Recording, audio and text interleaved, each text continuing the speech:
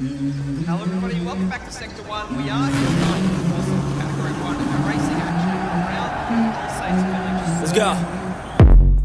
I wake up to a little bit of drool on my pillow, feel like it's gonna be a bad day. Yeah, I'm tired of shit, and the coffee ain't hit yet, damn, ain't that great. I don't wanna go to work, cause my boss is a jerk, and I'm not even that paid. I need a change in my life, cause I don't feel alive, and there's nothing that makes me happy.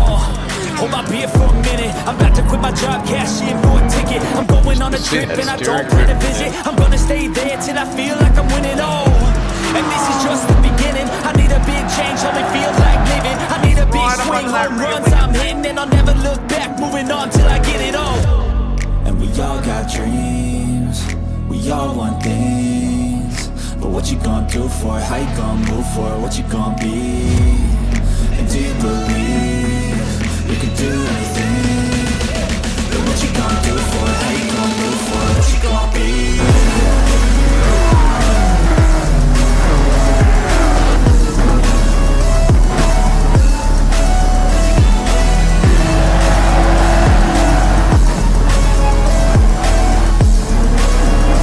Let's go!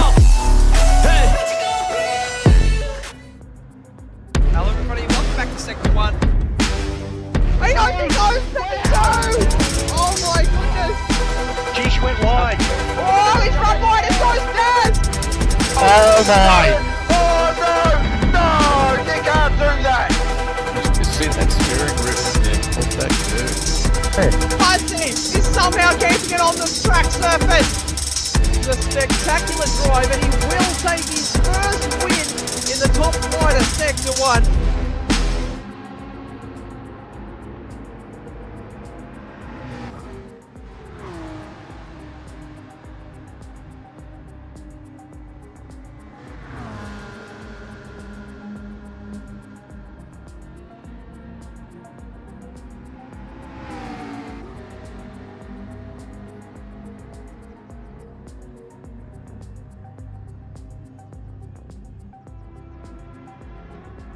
Good evening, ladies and gentlemen.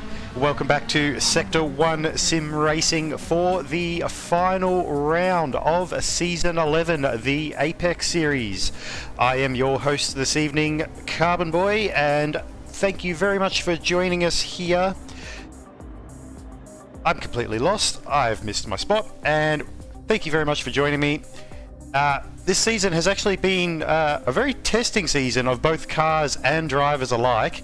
Then there has been a nice blend of tracks that has played out both their strengths and the weaknesses of both the cars and the drivers. But it all comes to fruition here in the hills of Stavelot in Belgium, in the magnificent Spa-Francorchamps, aka Spa. Beautiful track, gotta love it. And joining me tonight for the first of our two mini endurance races tonight is our race director, Mr. Renegade. How are we this evening? I'm doing well, Carbon Boy.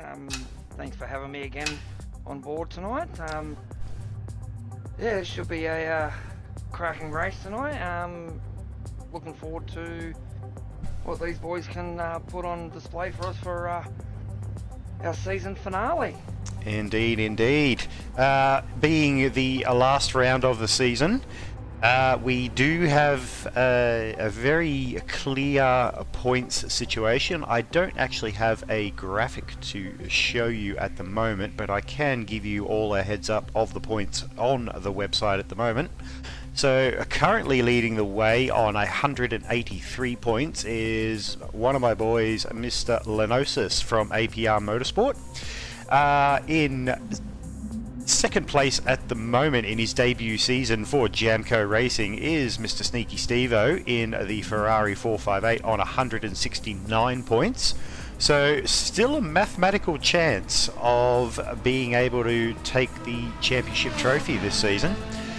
And just a few points adrift on 160 points is my other boy, Mr. Ricky Bobby, in the other APR Motorsport McLaren. And then we've got lurking not too far in the distance on 151 points is the Dadson Racing team owner, Mr. Dadson himself. And then we've got Big J on his first season in Category 1, holding his own quite nicely. Mr. Big J for Lightning Motorsport on 141 points, just in front of Mr. Belguim in the Black Rose Racing Porsche on 139 points. He's got to watch his 6 as well tonight, because we've got the Mr. Artsy, the Thunder Motorsport team owner, on 137 points. And he's going to have to be, well, he's currently the meat in a Black Rose Racing sandwich, as 2 points behind is Mr. Morgan Davies in the second Black Rose Racing Ferrari. Then there's a little bit of a gap back to Danico in the Hooncorp Esports Peugeot on 104. A little more daylight to Tim Durags in the second Jamco Racing Team Ferrari on 97 points. And then we've got Mr. D. Reed, aka Rocky Bullfrog, in the Doghouse Motorsport Peugeot on 94 points. Then we've got the Lightning Motorsport team owner Stickers on 76, and rounding out our drivers in Category 1B is Hodes for Hooncorp Esports on 57 points. So not a particularly strong season for him, but we look forward to what he can do tonight, and hopefully he can bounce back next season. How's the practice session been looking tonight, Renegade? Pretty clean. Actually, there's some quick times I've noticed, and some surprising drivers up the pointy end of the field in practice. Care to throw some names out there, or are you going to keep us all in suspense? We'll keep that one under wraps. Let the viewers out there find out, and we'll see if qualifying pace translates to what I've seen in practice. Righty-o, fair enough. We will have a quick look at the track map tonight, and of course the strategy as well. So, Spa-Francorchamps, it is a tiny wee bit over 7 kilometres long, 19 corners, some of which I know the names of, the others I'm just going to make them up as I go along. No, not really. I have a track map which I will refer to. I will not be making up corners for Spa. That would be a little bit rude and disrespectful, I feel. So we've got the usual tyre... that too. We've got the usual tyre and fuel usage at 3 and 4 times respectively, with our 3 litres a second refuel rate. The 2 tyre compounds that are available in a dry race is the Racing Softs and the Racing Mediums, and both those compounds in a dry race are compulsory. Now, if the heavens do open here, which is completely possible, being Spa, the mandatory tyre requirement will not apply. So we've got a 10-minute qualifying session with a 1-hour race. So there's a fairly simple strategy. Some cars will be able to go the one-stop strategy. Myself, unfortunately, was not able to put that into effect in the McLaren. Trying to get to the halfway point on a single tank of fuel was a painfully boring exercise, so I chose to just throw caution to the wind and go with the 2-stop strategy, which was much more entertaining for the driver. You can basically just drop the hammer, rev the ring out of it, drive as fast as you like, just make sure you put enough fuel in the tank at the pit stop and run the mandatory tyre, and that would be considered job done. Aside from not crashing. Always a decent part of a strategy, I feel. So what do you say, Mr. Renegade? We should push the big shiny button and get our drivers underway for their qualifying session tonight. Not a problem. Alright, here we go. Hello everybody in the chat, thank you very much for joining us. Mr. Aussie Sim Racing, which I think is Archangel off the top of my head. Mr. Bumcrack, good evening. Congratulations to you on your season. It's been a... can't say that word, it's not 9 o'clock yet. It's been a brilliant season to watch from you. Hello there, stranger. Hello, Sub-Zero. Can I join a race team from Sub-Zero? A little bit late, mate. Well, keep your eyes on the app, the S1 Discord, and you will possibly see a driver application form for next season. But as we have our cars out on track right now. Also, I believe the community series races are a good footstep into the door for Sector 1. Alrighty, so thanks to a Box of Beauty, we have Category 1B qualifying underway. So we'll, now that they've gone through one of the timing splits, we've got a nice running order on track. So first out on track tonight is Mr. RC himself in the, they've reverted back to the conventional pink and black Thunder livery on the McLaren after running a very beautiful orange for the retro round at Daytona. Then not too far adrift, still running the Movember based livery is Dadson in the Dadson Racing Peugeot. And sitting very close behind him, obviously I'm guessing trying to pick up a little bit of a slipstream, is Stickers from Lightning Motorsport. Then we've got Sneaky Stevo for the Jamco Racing. He's had a absolutely brilliant season so far, and I think he might be looking to try and finish the season on a high tonight.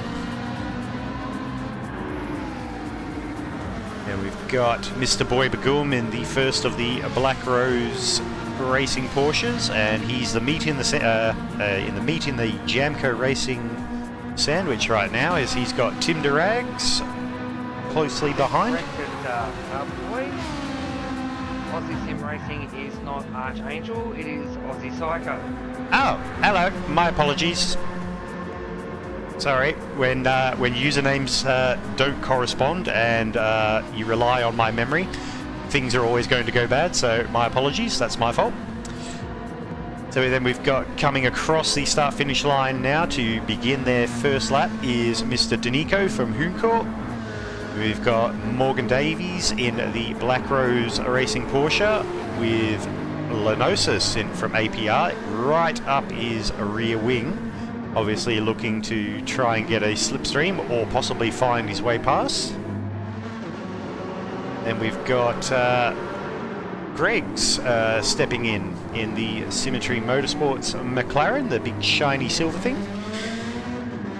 We've got Mr. D. Reed for Doghouse Motorsport, looking very resplendent in that light blue one tonight. I'm going to have to be careful to not confuse that with the Dadson Racing Peugeot.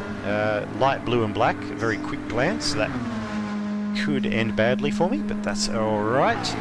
Then we've got my other boy, Ricky Bobby, who's managed to find his own space out on track. And being a 7-kilometre long circuit, you would hope that that is relatively easy to do. I think we've already covered Mr. Hode, so I think our last but not least is Mr. Big J. Currently in 14th on the timing sheet, but given that they're only on their first flying lap now, really not surprising.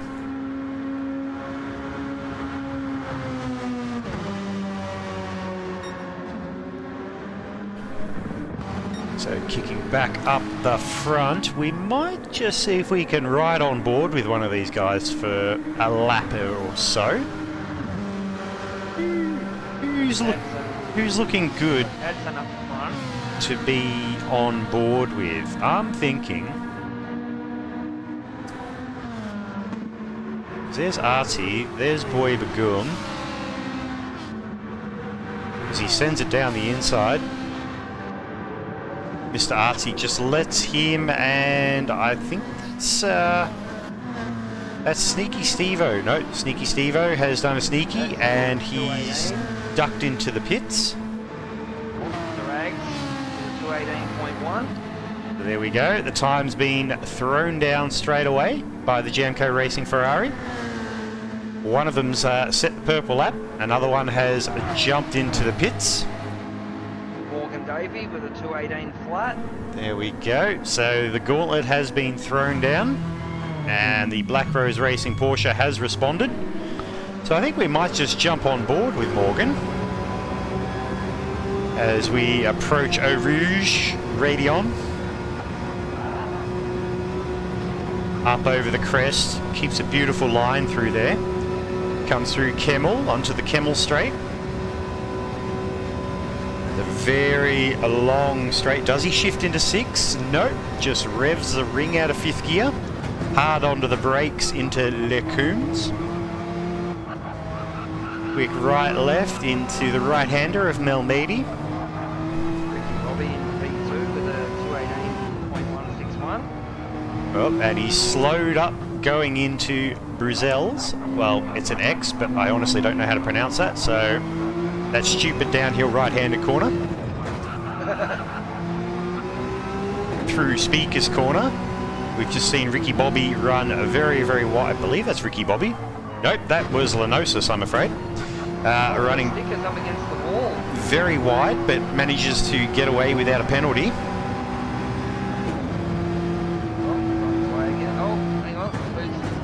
Those hot pink wheels of Lenosis are very distinctive once you can actually get an eye on them.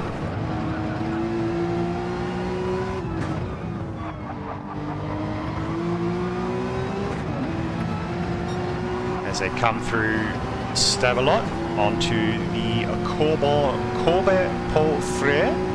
My pronunciation is going to be terrible. Just going to have to deal with it, people. I'm sorry. It's not really the back straight because it's one big long bendy part, but through Blanchimont, which is one of the most terrifying parts of the track because it is flat out. Then hard onto the brakes, into the bus stop chicane, and then of course ducking into the pits just to get rid of my onboard lap. So that, ladies and gentlemen, is a first-hand view of what it's like to go around Spa. So we're just sticking with Ricky Bobby for the moment. I'm hoping... Well, he's had a bit of an error somewhere because a 225 as he comes through the bus stop chicane is suboptimal. Kind of did a Booker T, did the old spinneroonie. I have no idea what that means. But, okay, so Tim Durags. Oh, he's carrying a 3-second penalty, so he's been a bit naughty going into the pits by the looks of things.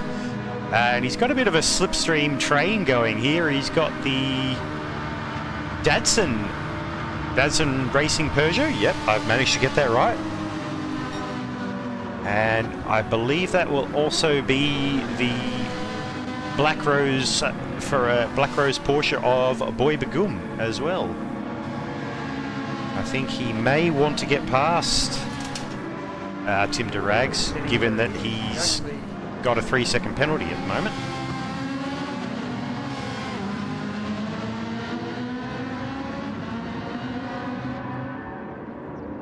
He may even just want to just sit pretty until he serves the penalty, knowing that the Ferrari in front of him has got that 3-second penalty to serve. Well, if he goes up the inside and makes a... Yeah, I think he's made his intentions pretty clear about there. So Belguim's currently in P8, but that's only 6/10 off the current fastest lap belonging to Morgan Davey, his teammate. And around a track like Spa, 6/10, it's not a lot. Top 9 are within 1 second. But he's on his outlap at the moment. So we'll kick back to Big J next in line. He's in P9 at the moment. See how he's travelling. He's on a hot lap. His current best is a 2:19 flat, so he's just under a second off the pace. But he is nearly 7/10 up on his best time. Just goes around a slow-moving Datsun. I think may have had a bit of an off somewhere.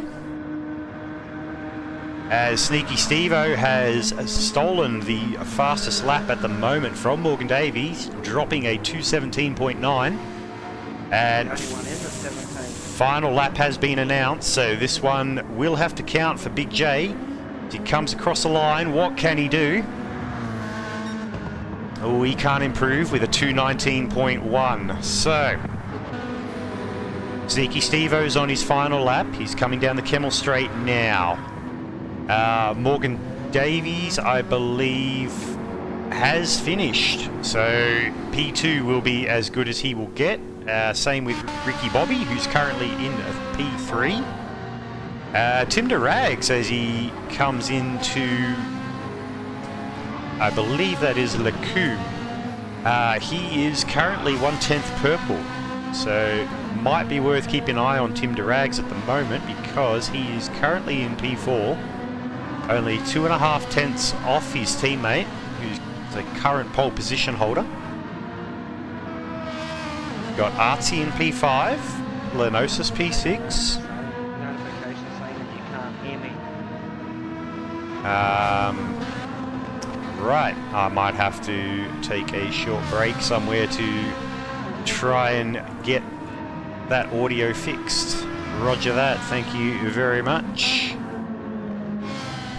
Whoever has made a mention of that. Just riding with Tim DeRags at the moment. Robble has said that.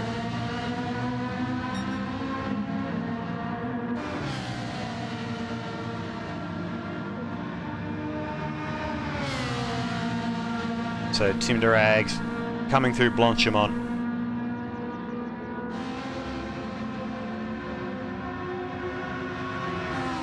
Foot to the floor. There is absolutely no lift there.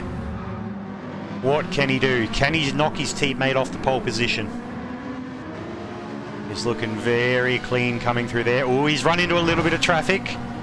He's gotten a little bit wiggly on the exit too. I think that traffic might have cost him, and he's half a second down on his best time. So I'm not sure if the Symmetry McLaren of Greg's cost him half a second. I don't think it did, but at the same time, getting all kinds of wiggly probably didn't help either. So I believe that is our qualifying session completely run and done. So I'll have a quick reviso over those qualifying results, and then I will just throw up an intermission screen while I can see if I can solve these audio issues that means you're stuck listening to my voice only and don't get to hear Renegade. So our qualifying results for Category 1B are as followed. Thank you, Adelaide Ceramic Coatings. On the front row of the grid is Mr. Sneaky Steve-O with a 2-minute 17.930 and the only driver to go sub 2:18. Joining him on the front row is Mr. Morgan Davies. And then we've got on the second row of the grid Ricky Bobby for APR Motorsport, joined by Sneaky Steve-O's teammate, Mr. Tim DeRags.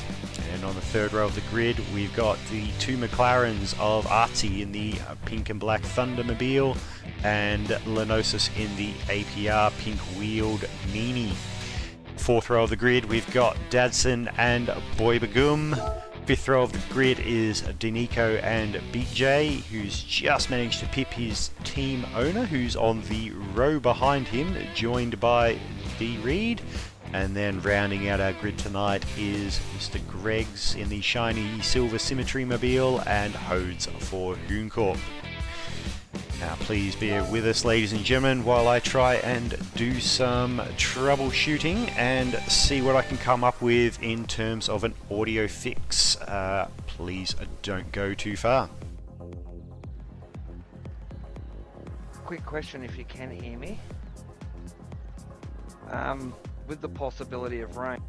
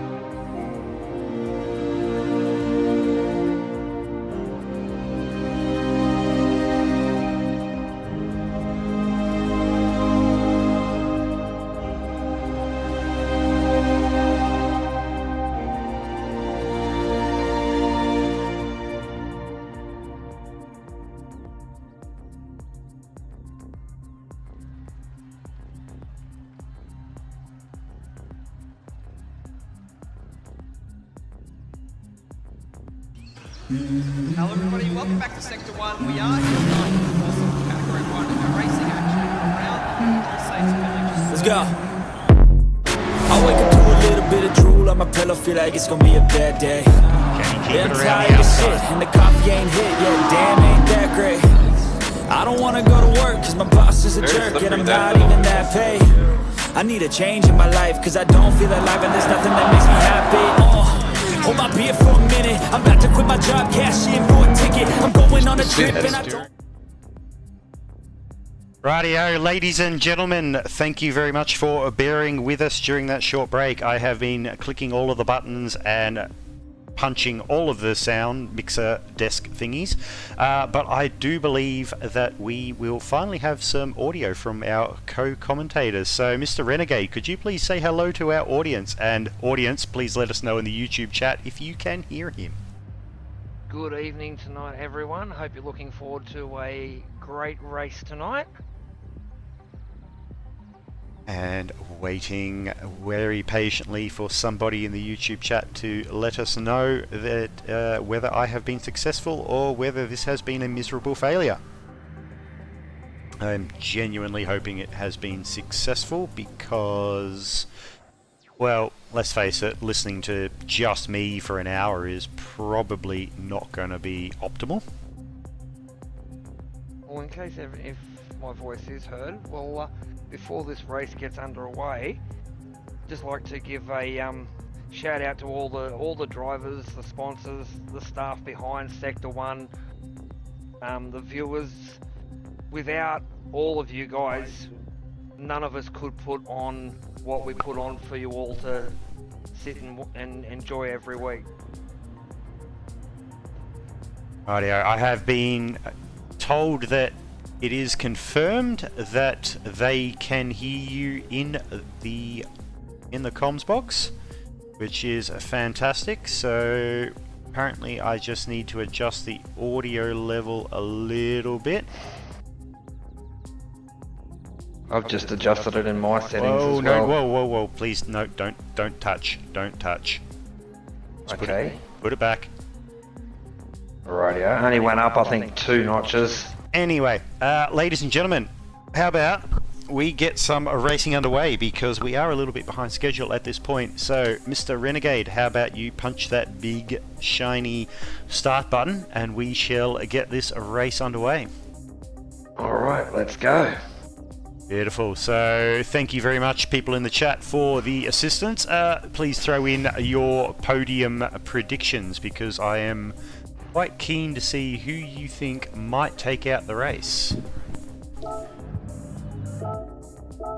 We've got cars on track right now. Rolling start is engaged.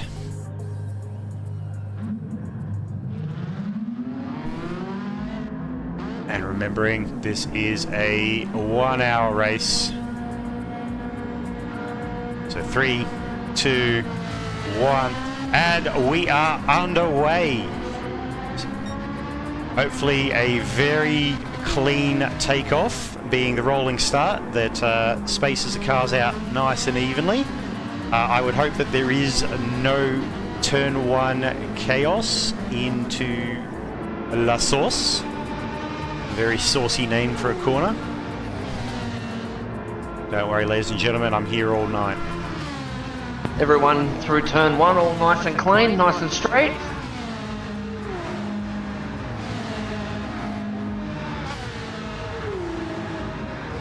So we'll keep an eye on the drivers. I'm keen to see who's going to be running which compounds. We'll check that out in a little bit. As to who's running what compounds, that'll give us an idea of who's planning what in terms of strategy.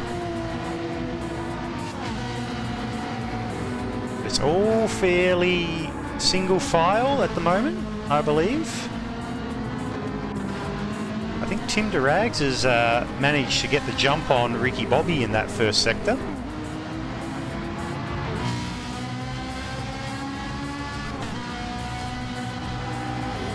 It's all looking clean and smooth for the moment. think these guys are very aware that it's a 60-minute race, so no need to try and win it in the first couple of corners.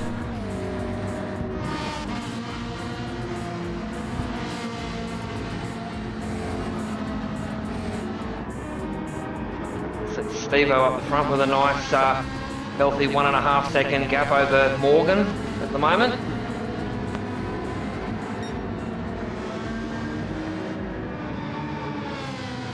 He has built himself up quite a nice little buffer in the first lap. That might be part of his strategy to try and skip away a little bit and make sure nobody sits in his slipstream to tag along for the ride or save any fuel to be able to give themselves the advantage come the pit stop time. And considering there are two very long straights where someone can get a nice little tow along. 100%. My boy Lenosis still there, chilling in 6th. Ooh, did I see a little bit of a wiggle there, I think, from Artie just coming out of the bus stop chicane. He's only got 9/10 up on Lenosis, so he's got to have to watch himself because he's right in the middle of the two APR Motorsports McLarens. Looking at the chat, we've got Stevie jumping in with Artie for the win. Hashtag no bias.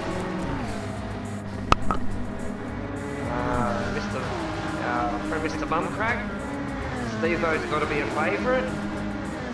Definitely. Early predictions. He's 100% up there.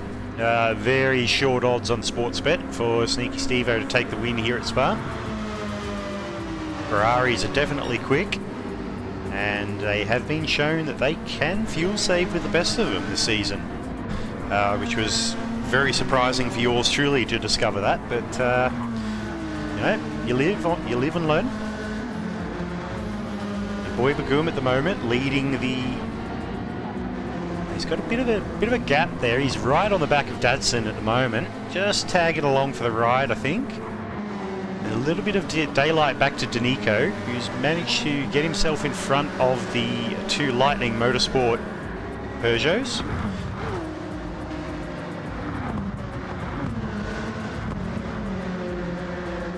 D. Reed's had a bit of a slip, I think, back. No, maybe. I think he did start around the P12 mark, so he's just hanging in there for the moment. Checking back in up the front to Mr. Steve-O. He's still got that 1.6 second gap over Morgan Davies. And of course, Morgan Davies and fuel saving don't really go in the same sentence, so probably fair to say that Morgan will just be revving the absolute ring out of it. But while we're here up the front and we are coming to the conclusion of our second lap, how about, Renegade, we just have a quick little let us know who's running what tyre, see if we can get an idea of who's doing what strategy.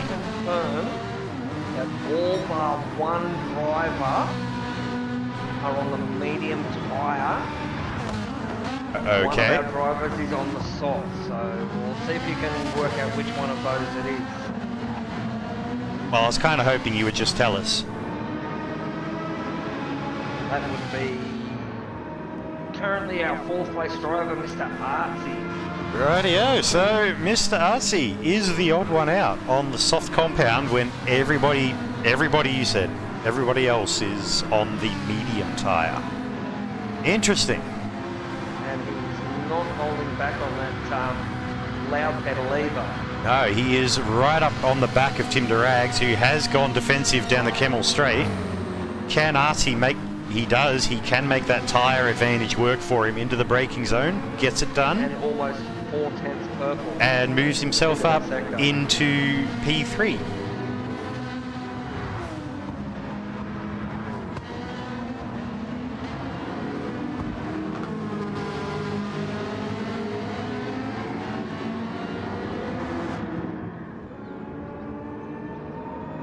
So yeah, sorry, how much was Artsy purple by in that sector? Almost 4/10. Oof. So definitely making those soft tyres work for him, but he's going to have to, I think, because... Well, what did he start? He started P4, correct? 4th or 5th, yeah. Okay, so given that we don't know whether it's going to rain or not, in the ideal scenario, you want to spend as much time as possible on the soft tyre. So if it does rain, you haven't spent any time on the slower compound of tyre. But on the reverse side of that coin, if it doesn't rain, you still have to run the mandatory medium tyre at some stage, which can leave you vulnerable in the later stages of the race. So it kind of depends what you're banking on. I mean, at the moment here, what are your thoughts? Looking out the window, the skies are looking pretty blue and clear to me. Yeah, I mean, I can't see a grey cloud in the sky myself. So hopefully the weather gods stay the way they are. Indeed. We all like it when they smile down upon us. Unless your name is the Good Doc, and then he's always doing a rain dance. Unfortunately, those rain dances have not been successful for him this season, which has been a bit of a shame.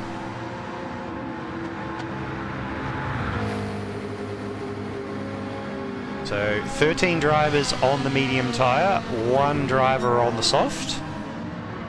But at the moment, one of the medium tyre drivers is running purple through the first sector, and that is the current fastest lap holder's teammate, Mr. Tim Durags, who's doing very well to... he hasn't quite fallen off the back of RC, even though he's got a tyre deficit to him. RC is slowly catching Morgan Davies. Over the last few turns and whatnot, he's picked up about a quarter of a second. Yeah, but, you're right, that gap has come down to under 2 seconds. So, what are we on lap 4 now? I'd say it'd be around, sort of around the end of lap 6, start of lap 7 is where the soft tyre starts to fall off, and the medium tyre becomes, I guess, the one with the superior grip. So I think RC's just going to have to do as much work as he can until he gets to that point. Just keep an eye on that gap. It's down to 1.4 now. Gap that's gotten bigger is the gap between Sneaky Stevo and Morgan Davies. Sneaky Stevo is not here to muck around. He has dropped the hammer and gone out to the tune of 3.3 seconds. Well, Morgan's had a bit of a moment in the bus stop, and that has allowed RC to get right up under the rear wing of that Porsche. And RC has indeed 2:19.4, which is a fairly rapid race lap. But he's going to have an absolutely fat toe down the Camel Straight, courtesy of that Black Rose Porsche.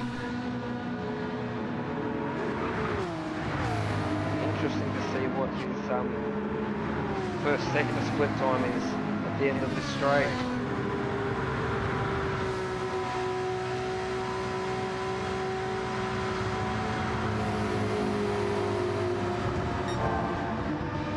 Up by a 10th.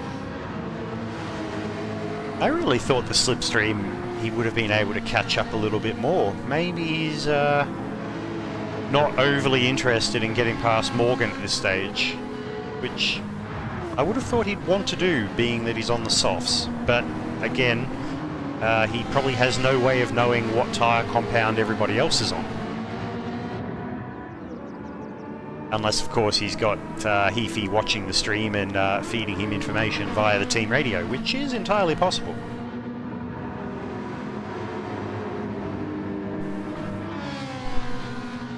Not a bad way to do reconnaissance if you can. Kind of like having a spotter at the track. 100%. Just checking a little further back down the field. We've got the 2 APR cars running line astern. So Lenosis and Ricky Bobby will most definitely be in team communication. Probably be sharing I don't think they'll be sharing recipes at this point, but they'll be definitely sharing tips and tricks as to what their strategy and thoughts are.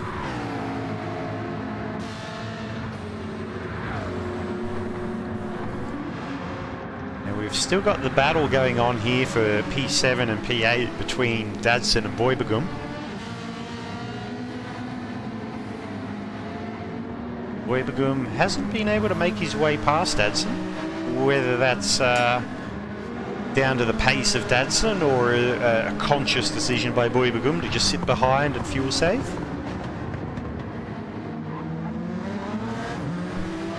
I believe Artie's tyres may be starting to drop off. He was well under 4/10 of a second at one point. Now it's out to the tune of almost a second. Right, well, nice of you to mention that, because I think it's probably a good time to cut to APR tyre and fuel update. What do you think? Alright, up in first place, Sneaky Stevo, as mentioned before. Artie being the only one on the soft tyres, so on the medium tyres, tyre wear is pretty consistent. Just under half a tank of fuel left. Second place, Morgan Davies used a little bit more of his tyres, a little bit more fuel. About 15% of these tyres have been used, about a third of a tank. Artsy in third place, as we know, is on soft tyres. About 40 to 50% worn, just under half a tank of fuel. Fourth place, back onto the medium tyre runners. Is Durags, just under a quarter of a tank of fuel. Again, all the medium tyre runners have got roughly, from what I've seen, the same amount of wear on their tyres, as Durags just goes personal best through that sector. Ricky Bobby in fifth, just under a quarter of a tank, or half a tank I meant, sorry. Lenosis in sixth place, pretty much the same amount of fuel as what Ricky Bobby's got in front of him. Dadson down in seventh, roughly the same amount of fuel and tyre usage. Belguim a little bit better on fuel, probably not much, but he's used his fuel a little bit better. How's he looking for fuel over Dadson, just out of curiosity? Dadson has used more, not much more, probably about maybe half a lap more. Okay, so Belguim's got a bit of an advantage, so he's definitely been fuel saving behind that. Fair enough. Okay, Nico 4 seconds back in ninth. He's really good on his fuel and tyres at the moment. Probably from what I've seen, got the most fuel at this point. Big J in 10th. He's got roughly the same amount of fuel as Danico, so they're pretty much running on par, both in the Peugeot. DeReed in 11th. He's gone really heavy on his fuel. He's probably got just over a third of a tank. Tyre wear is really good. Stickers down in 12th. Just under a half a tank as well. Tyre wear's, as I said, pretty much on par with the rest of the medium runners at the moment. Greg's in the McLaren. He's pretty much used the most fuel of any of the drivers on track. He's got a smidge over a quarter of a tank of fuel. And unfortunately, as we go to Hodes, he may have had a wheel. Yeah, that looks like or something. that looks like that is a terminal mechanical failure there from the Hoon Racing Peugeot of Hodes. So unfortunately, that is one driver down. So that is the conclusion of our APR Automotive Tyre and Fuel Update. Thanks to APR, you are in safe hands. And hopefully hopefully Hodes is in safe hands, because that looked like quite a bit of an incident there. But hopefully we can tap into the Hooncorp team communications and find out what went down there. I'll see if I can get to the bottom of that sometime during the race. Roger that. Find out. So while we've been having a chat about the fuel and tyres, Sneaky Steve-O has kept his head down and he has extended that gap out to 4 seconds. So he's certainly not mucking around. Morgan Davies still holding pretty firm. I mean, he's currently purple through that first sector, so he's not mucking around either. Like you said earlier, the tyre compound drop-off is definitely kicking in for Artsy. He's now 4.5 seconds behind Morgan Davies after being right up on him. So I think he's had a bit of a mare somewhere there. Lap 7 was a 2:22 compared to the 2:19s and the 2:20s he was dropping earlier. So the group definitely has decided to exit the chat for him, as he now has, well, he's got a little bit of a train behind him now. He's got Tim Durags coming in hot, 7/10ths behind, and then you've got the two APR McLarens, not exactly far behind either. The two of them are just over a second behind Tim Durags, so poor old Artsy here, if his tyres keep dropping off this way, he could find himself losing possibly 3 positions. His tyres are looking very second-hand as well. I could only imagine coming to the end of lap 8 on a set of softs. Yeah, they wouldn't be particularly healthy. If you're gentle, you can get them to comfortably do 9. But in testing, I tried doing like 10 or 11 laps, and yeah, it gets a little terrifying at the end of lap 10. The front tyre really doesn't want to do what you tell it to. I can certainly vouch for that. So just checking in a little further back, I think Boy Bagum has decided to say, stuff this fuel saving, I'm getting out of here, as he has made his way past Dadson and up into a P7. And I have noticed that we have started lap 9 and Artsy has not pitted yet, so I am suspecting that he will be in for a change of tyres and a refuel at the conclusion of this lap. Which makes me... If I was... Go on. No, you go. Go. I was going to say, I think if I was his team owner, I'd be on the radio screaming at his driver to come in. You mean Artsy? Yes, that is correct. He is the team owner. Oh, whoops. Well, if I was his crew chief, would be screaming at him to come in. I think you're right. There will be a very high chance that Heafy will be screaming at him, mate, get into the pits. So that makes me think they're probably looking at, 26 laps for a race.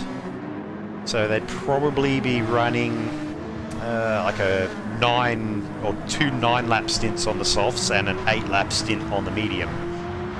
Assuming, of course, weather doesn't come into play. And just having a look out the window here again at the beautiful Spa-Francorchamps, the skies are still looking blue and slightly cloudy, but nothing particularly untoward.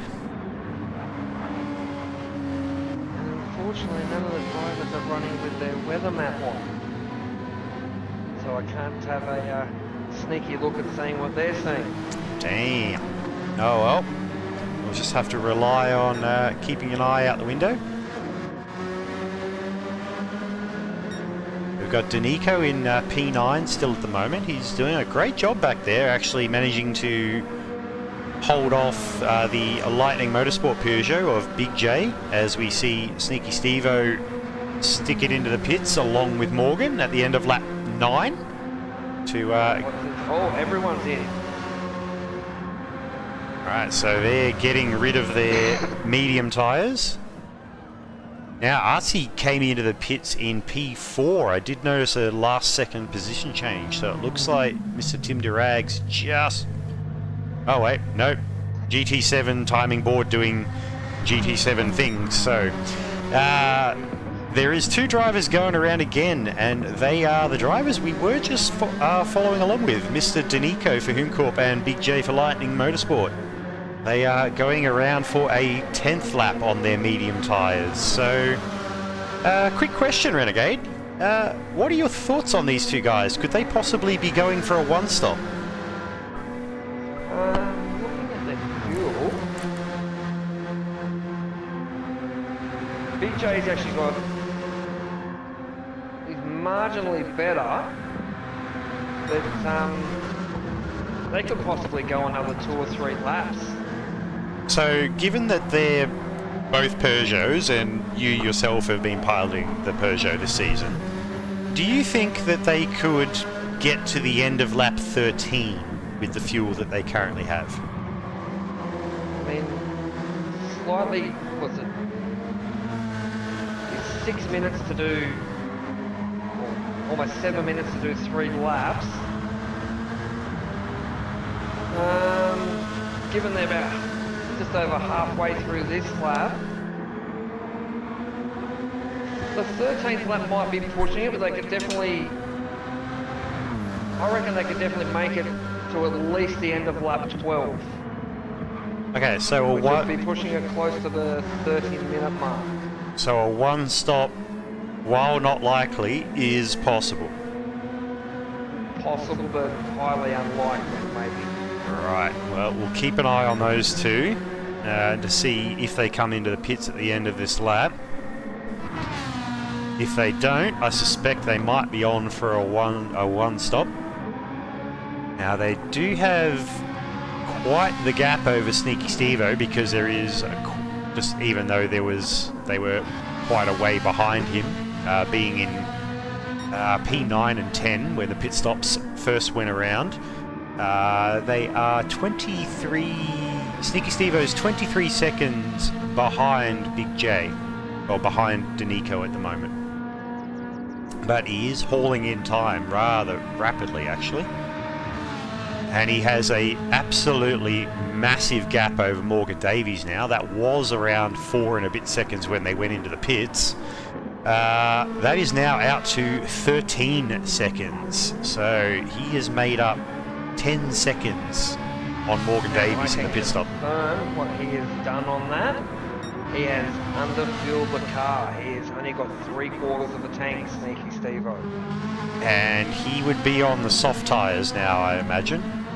That is correct. All our runners are on softs, except for Artie, who is now on the medium tyre. Okay, so Artie's decided to go the mediums this time around. And I don't suspect that... Well, no, Danico and Big J, neither of those drivers have pit, so on lap 11 for them, entirely possible for a one-stop. Something we will keep an eye on here. So I'm suspecting Sneaky Stevo has put just enough fuel in the tank to get him through this stint. How's Morgan Davies looking for fuel? Has he brimmed the tank, or is he short fueled as well? He may have, given where we're sitting now on this lap, he may have, I didn't keep an eye on his fuel, but I would say he close to full brimmed it. Right, so he's, that explains some of the time time advantage gained by Sneaky Stevo in that pit stop. That's a big jump. That was 10 seconds in that pit stop right there. But in very close proximity, we've got Tim Durags, 1.4 seconds behind. Now remember, all these guys are on the same tyre now, except for Artie, who's currently back in P8, so he's had a bit of a slip in that pit stop. He was P3 at the start of it all, and he's dropped down 5 spots, unfortunately. That might have been a combination of the refuel time as well as now being on the medium tyre compared to the racing soft of all the guys around him. And our two front runners are now both in the pits. Okay, so I suspect that the one stop is off the cards because that is the end of lap 11 for them. They may run a double soft into the end. That would be my thoughts as well. Given that there's, what, 15 laps-ish to go, that would mean 8 and 7. That's about as complicated maths as I will do on stream, because anything more is going to be very, very prone to errors. Keep an eye on their fuel, how they go with how much they put in. And also let us know where they pop back out on track, because they were P9 and 10 prior to the round of pit stops, so I would anticipate that they would end up somewhere back there. And just something else to keep an eye on at the moment, I'm just looking at the skies as they go through Eau Rouge and Raidillon. It's getting quite cloudy up there on the Kemmel Strait. I don't know about any weather being incoming, but it's no longer blue skies and white fluffy clouds up there anymore. It's getting a bit misty, a bit hazy. I can confirm that Big J has jumped Danico in the pits with the refueling. Danico put 80% in, Big J put 80%, whereas Danico full brimmed it. Rightio. So yeah, that Big J was just behind Danico at the start of that pit stop. He is now 6 and a bit seconds in front. And he's got a fairly clear bit of track. He's just under 5 seconds behind his teammate, his team owner as well as his teammate, in P9, Stickers, who is right on the back of Dadson. One thing I forgot to mention as well, that Big J and Danico, we said they were in 9th and 10th before, and popped out in 10th and 11th. Roger that. So they have lost a spot of track position in that pit stop, so maybe running those extra laps was a little bit detrimental. But there's also factors like how much fuel they used, how much fuel they put in, that could also throw things around a little bit. And as you previously mentioned, the possibility of rain. But on the plus side, all drivers have used both compounds even if it does rain.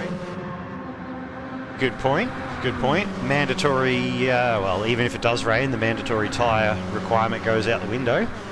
But like you said, they've fulfilled it anyway, so it will be 100% play on. Everybody's on an equal footing.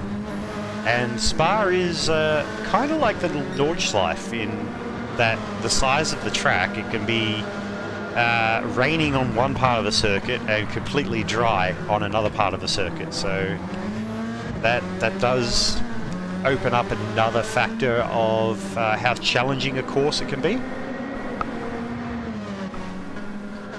I mean, Spa is by no means an easy circuit. And I don't think you really want to be going through Blanchemont on worn wet tyres on a dry part of the circuit. Or in the other side of that coin, racing slicks on a slightly wet track.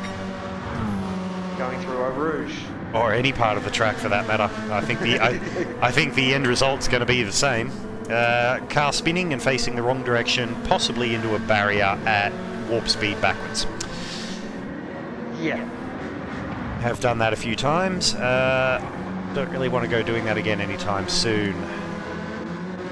So De Reed has been making up some ground back in P12. He has reduced that gap to Danico in front of him to 1.7 seconds. So it would be something to keep an eye on to see if he can improve his position up towards the top 10. Healthy little battle for 3rd and 4th as well. Let's Rags and Lenosis. checking into that one. So it looks like Sneaky Steve-O has definitely checked out Morgan. He's maintained that 14-second gap. But that gap between Morgan and Tim Durags is down to less than 2 seconds, and he has Lenosis less than a second behind him. So that could turn into a spicy three-way battle for the steps on the podium real quick. Has something else got your attention there, Renegade? Oh, as Lenosis has coming through Blanchmont, he went a little bit wide, as that was what the little wolf was. Yes, he has lost a little bit of ground there. That gap between himself and Tim Durags is back out to 1.5 seconds. Might just jump on board with Lenosis, I think, as he come down the Kemmel Straight. Wearing a beautiful light blue and orange race suit. And if the camera doesn't deceive me, the cheeky bugger's stolen my race helmet. The cheeky little bugger's got my race helmet. Let's have a look at that. This is what happens when you don't lock your locker in the team garage. Ooh, as he has a big sideways moment coming down the hill. I'm going to have a conversation about this. Right. I mean, it's a beautiful helmet. Let's all just admire it, but you could have at least asked Lenosis. That's just cheeky. It's very bright, isn't it? Colourful. Colourful. That's what I mean.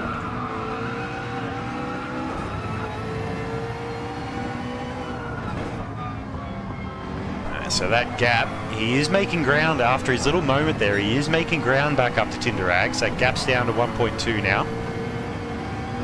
So he's definitely got the pace to make it happen. Just check in with the Mooncorp chat. Oh, Aye. hang on. Any word from Hodes? That's what I'm just going to have a look for.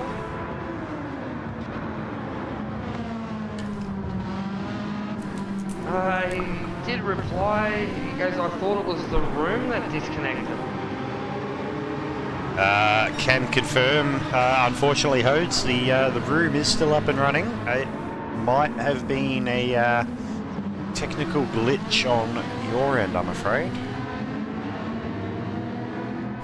Or something on PD's or GT7's end as well, unfortunately. That's the old saying, Gran Turismo doing Gran Turismo things. 100%. Sometimes it does good things. Sometimes not. Oh, we have another comment from Hodes coming in. I'll get back to you on that. Rogie.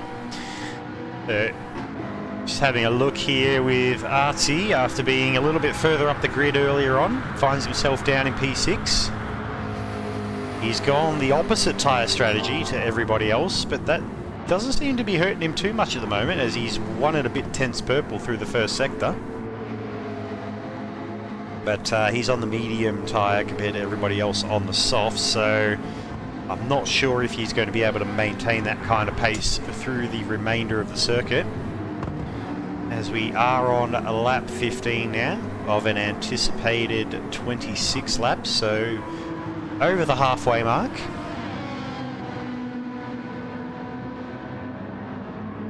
Checking back in with the YouTube chat. Good evening, Mr. LJ Taylor. Nice to see you, mate. Hello, Darken Tetas. Forgive me if I've pronounced that incorrectly. I am generally fairly terrible at that. Hello, Mr. Simon Warpton. I hope I have filled you in on the positions lower down in the grid. My apologies for not having as much attention back there. I do realise I didn't focus on them too much in the early stages, so hopefully we have made up for that. Boy Belguim has managed to work his way back into a little bit of clear air in Pier 7 at the moment. Managed to get himself out to nearly 2 seconds up over Dadson in P9. But he's got a fair bit of work to do to catch up to Artsy, who's in P7. He's got 7 and a bit seconds, so that's going to be a lot of work.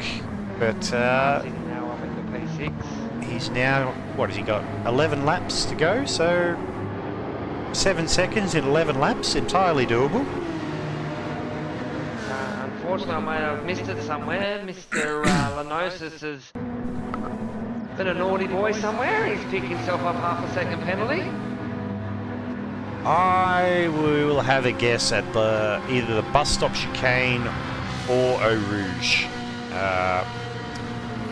Not entirely sure. So he'll be not particularly happy given that he's 3/10 purple through that first sector. The fastest lap currently held by is the race leader, Sneaky Stevo, with a 2:18.6.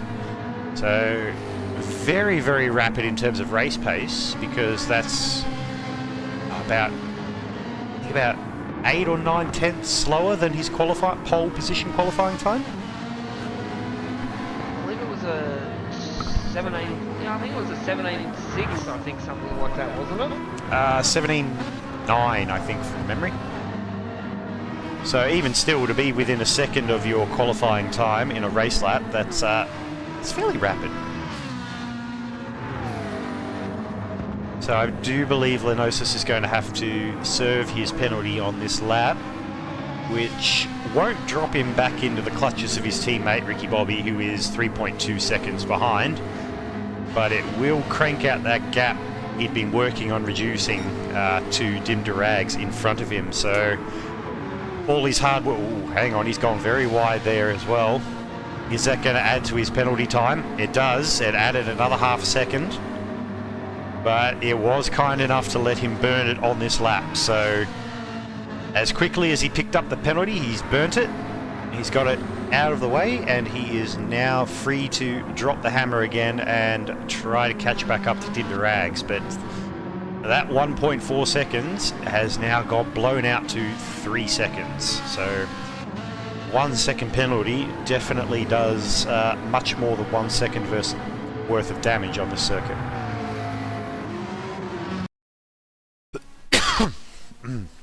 Oh, pardon me.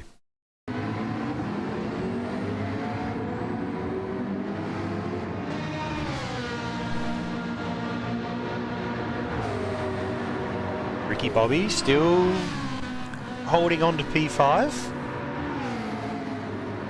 Got 2 seconds to his teammate in front. Still got a comfortable 3.5 seconds over RC behind.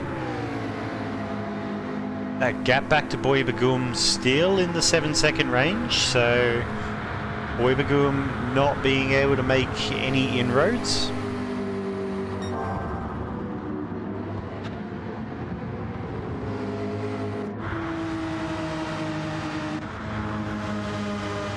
Someone who does appear to be making inroads is Stickers to...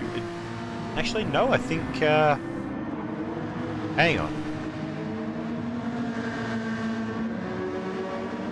I think Stickers has done a little bit of a sneaky here. I'm pretty sure he was a little bit further behind Dadson than 2 and a bit seconds. So the gap between the Dadson Peugeot and the Lightning Motorsport team owner's Peugeot is now 2.5 seconds.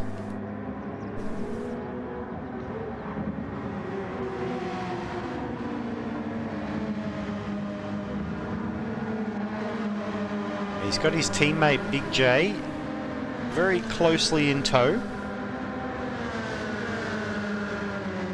Looking after the tyres very well. Big J as well, letting any hit lap, I think 2 laps later than everyone else. Yes, that was correct. Big J and Danico did pit at the end of lap 11. Speaking of pits, we've got Sneaky Stevo ducking into the pits right now with 6% fuel left in the tank. So as we spoke about earlier, it looks like he did put just enough fuel in for his soft tyre stint. As we watch Stickers pull over to the side through Blanchimont to allow Big J to go on through. Team owner not pulling rank at all, just saying, rightio, you're quicker than me, off you go. Ricky Bobby, Although fuel on that stint, 16% left. Although I think I see the reason why Stickers has let Big J go through is Stickers pulls into the pits. Now And we've got Morgan Davies going around again. So after having a 4-second gap blow out to 14 seconds due to a fuel differential on the first pit stop, be interesting to see if he can claw any of that back on the second pit stop, as he has set a purple first sector there, so he's clearly not mucking around. He's got the hammer down.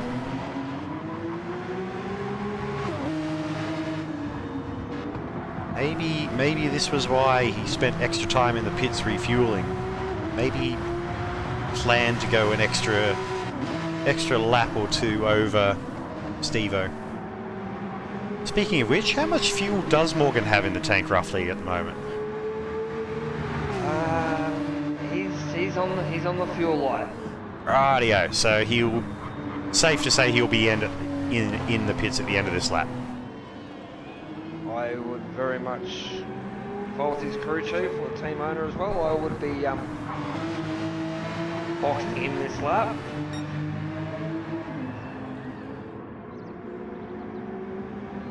Just keep an eye on that as I get just over 10 seconds to Artsy, who is running the medium tyres.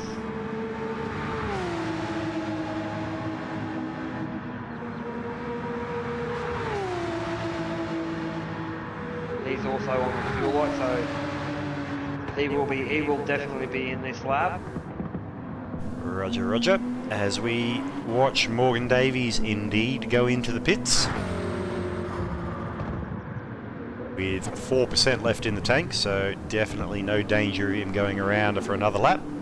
As does Artsy as well, ducks into the pits, so I think he'll be very happy to get off those medium tyres, as the sun has come back out here at Spa. Belguim goes in, Dadson goes in.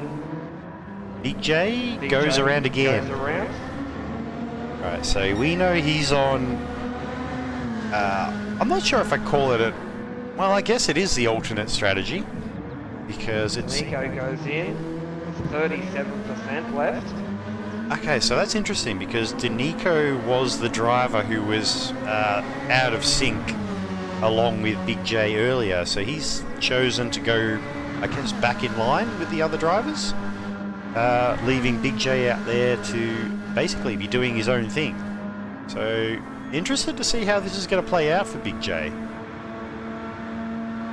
He obviously knows what he's doing here.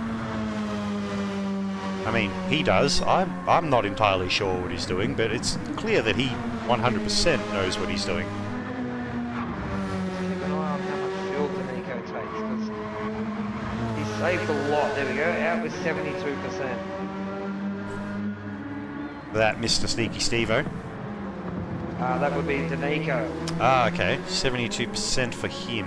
Right. By my math, roughly 10% per lap. Yeah, that'll be 7 laps. How's it? Yes, that's correct. Were we doing 25 or 26 laps? 15 minutes to go. Yeah, you probably get 5, 6 laps in. 7 laps maybe.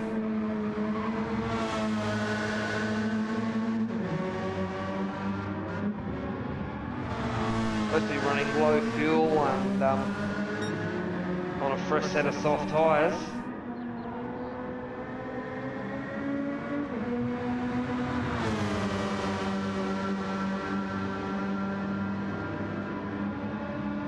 Big J should definitely be in this lap. He's on the red light for fuel.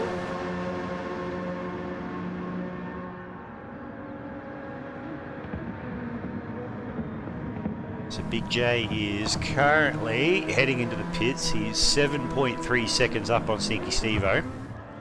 So he's relinquishing the race lead. And with what, 30% more fuel used than what Danico did, and plus even given that Big J short fuel, that will severely should put him well behind, unfortunately, back down the order. I think Sneaky Steve-O is just running an absolute masterclass here today. He has extended his gap over Morgan. He's up to 16.5 seconds to the good. So, pending absolute disaster, he's looking pretty good to take the win here today, as I will take the camera off him so I don't completely jinx him with the commentator's curse. Morgan Davies can't relax just yet because there is only 1.5 seconds back to the rampaging Ferrari of Tim Durags. So the Jamco Racing team are looking to possibly take a 1-2 finish here. But also along... I don't know if you've noticed it, we also have a new fastest lap of the race. Mr. with a 2:17.8. I did not notice that until now, and also what I did not notice until now is that Ricky Bobby has made his way past Lenosis and up into P4. Now, whether this has been incident related, penalty related, pit stop refueling related, I genuinely don't know. Just having a look at the lap times here from Ricky Bobby. Well, Lenosis did drop a fastest lap of a 2:17.846 on the previous lap, so that doesn't really explain it. Although on the pit lap of lap 18, Ricky Bobby was 4 seconds faster than Lenosis, so I suspect something went down on that lap, which has caused their positions to change, but I would imagine that if Lenosis keeps dropping this kind of pace, there might be a little bit of a call over the team APR team radio saying, can you get out of the way, please? Just noticed in the YouTube chat, someone's mentioned if Lenosis finishes 7th, he will lose the title. Alright, so there's some mathematics for us. So what's he's currently sitting in 6th. So he's got his team... He's saying he's in 5th. Wait, sorry, I was looking at a slightly delayed feed there. My apologies. I was checking in on the YouTube chat there, and I did look at the stream feed, so you are correct. He is in 5th, and he has his teammate in front of him, who I suspect may not provide too much resistance in the event of an overtake being required. But at the moment, that gap is sitting at 1.7 seconds, so Lenosis still has some work to do. He's dropped a 2:18.4 on that last lap compared to a 2:18.5 for Ricky Bobby. So the pace difference isn't huge. Well, then going into the final laps of the race as well, he does have that safety buffer of being on the softer tyre. This is Lenosis we're talking about, whereas the car behind him, Artsy, is on the medium tyre. Oh, no, he's actually on the soft tyre as well, sorry. I was just thinking, has Artsy gone for a double medium? That's sorry. Interesting call. Sorry, my apologies. He's on the soft tyres as well. But 7 seconds adrift, so it'll be interesting to see if he can actually close that gap as he just drops a purple sector going into before heading down Blanchemont. Well, Sneaky Steve-O, he has completely skipped off into the distance. He's still got a 16-second lead. Morgan's still going to have to watch himself. He has managed to get a little bit of breathing space back to Tim Durags. He's got that gap to 2.6 seconds. But Tim Durags can't not look over his shoulder as well, because 2.4 seconds back is both Ricky Bobby and Lenosis. And that gap between Ricky Bobby and Lenosis is still at 1.7 seconds, so Nothing untoward happening there.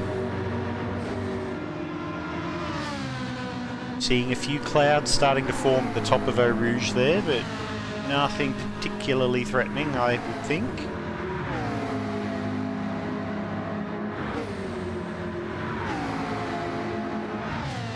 This is slowly catching Ricky Bobby. Gap down to 1.3 now.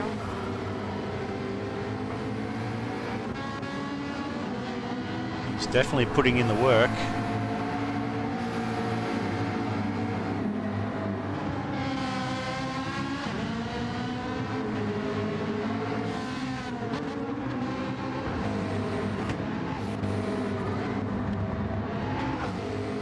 A gap back to Artie's still at 7 seconds.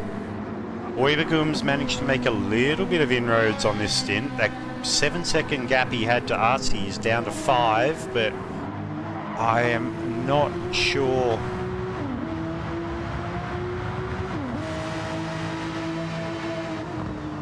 If he can make up another 5 seconds in the remaining laps that we have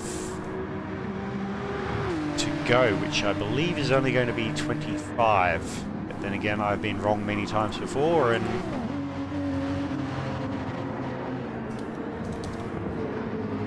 Things might start getting a little bit noisy between 8th, 9th and 10th. So you've got 3 little pugs battling it out.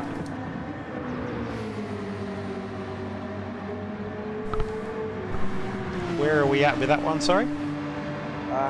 For 8th, 9th and 10th between Danico, Dadson and Big J. There we go, we've got the Hooncorp Peugeot leading the little train.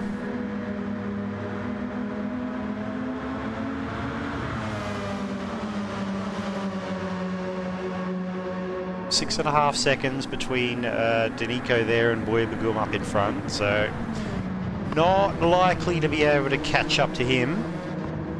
But these three are going to have a great little battle of their own. Up the front here, we're going to have a little dogfight.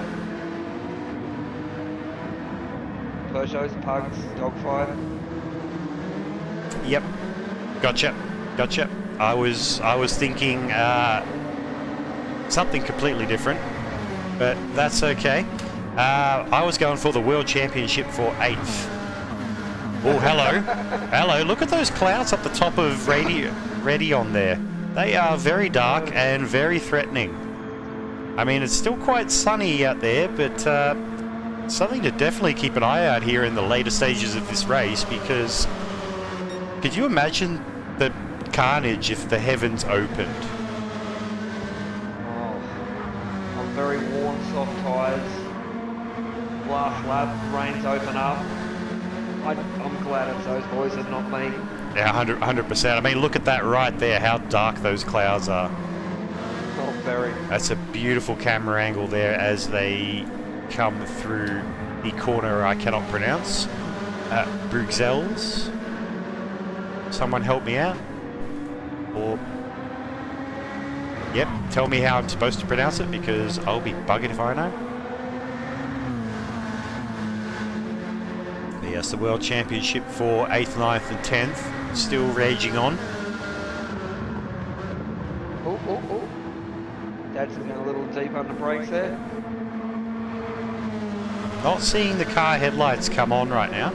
Might just jump on board with Big J for a little bit, get his point of view on this battle.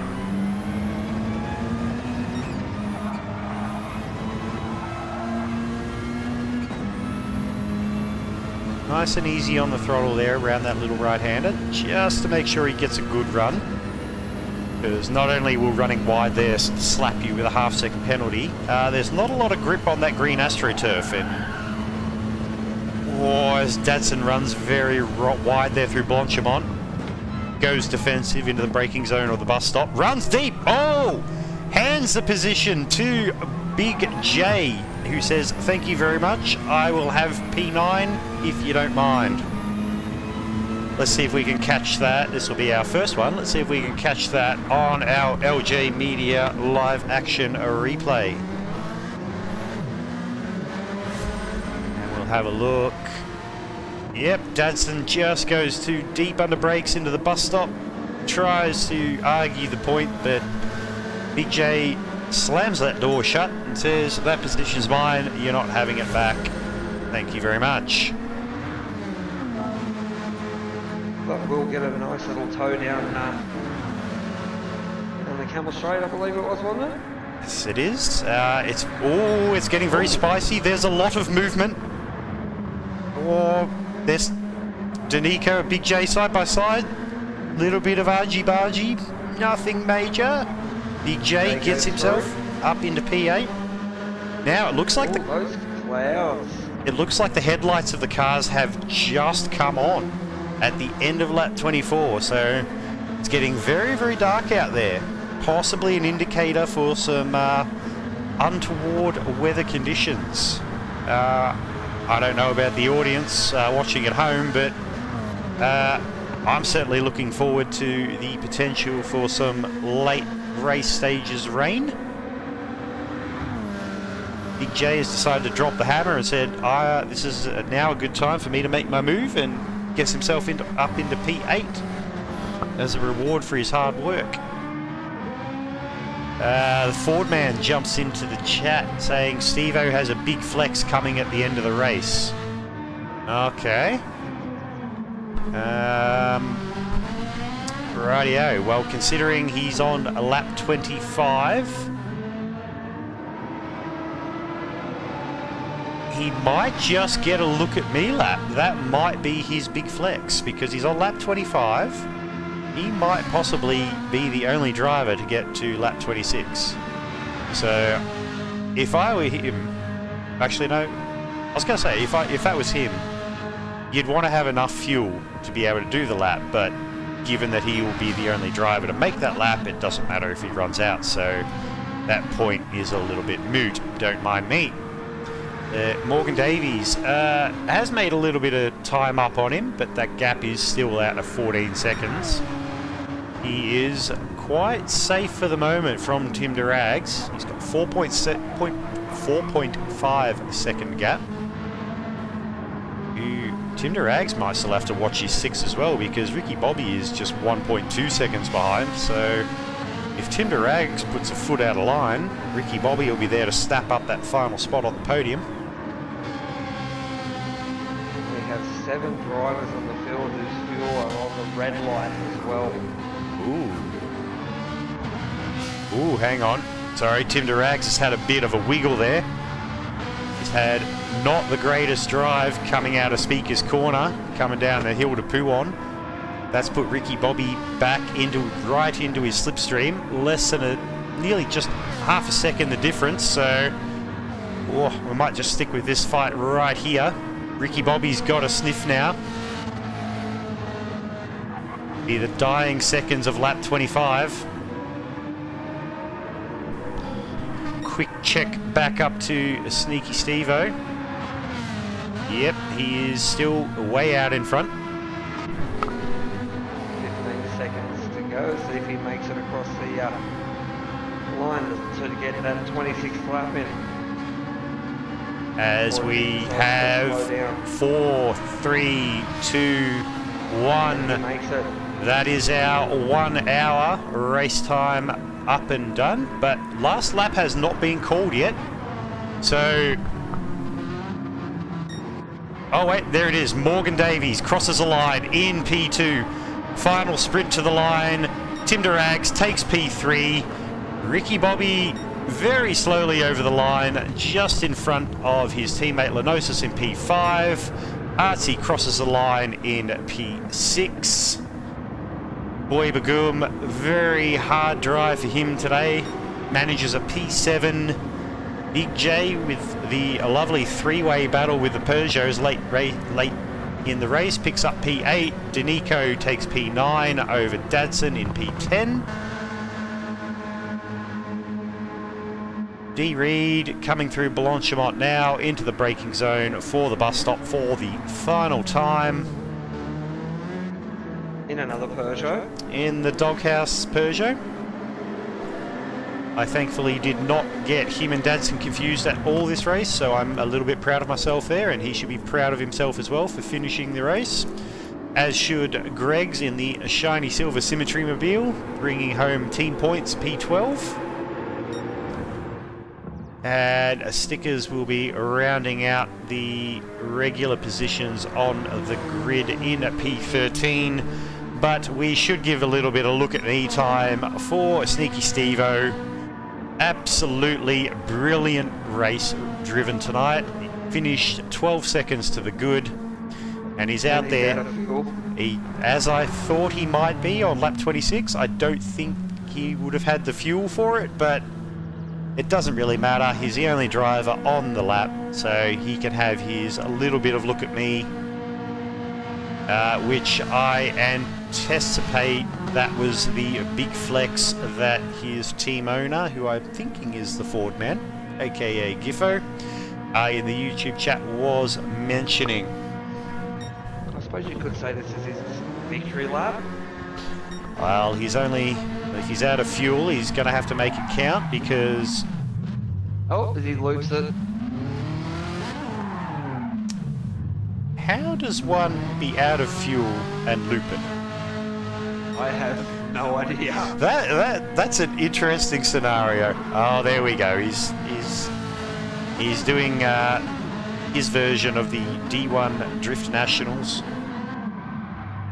Yep, rightio.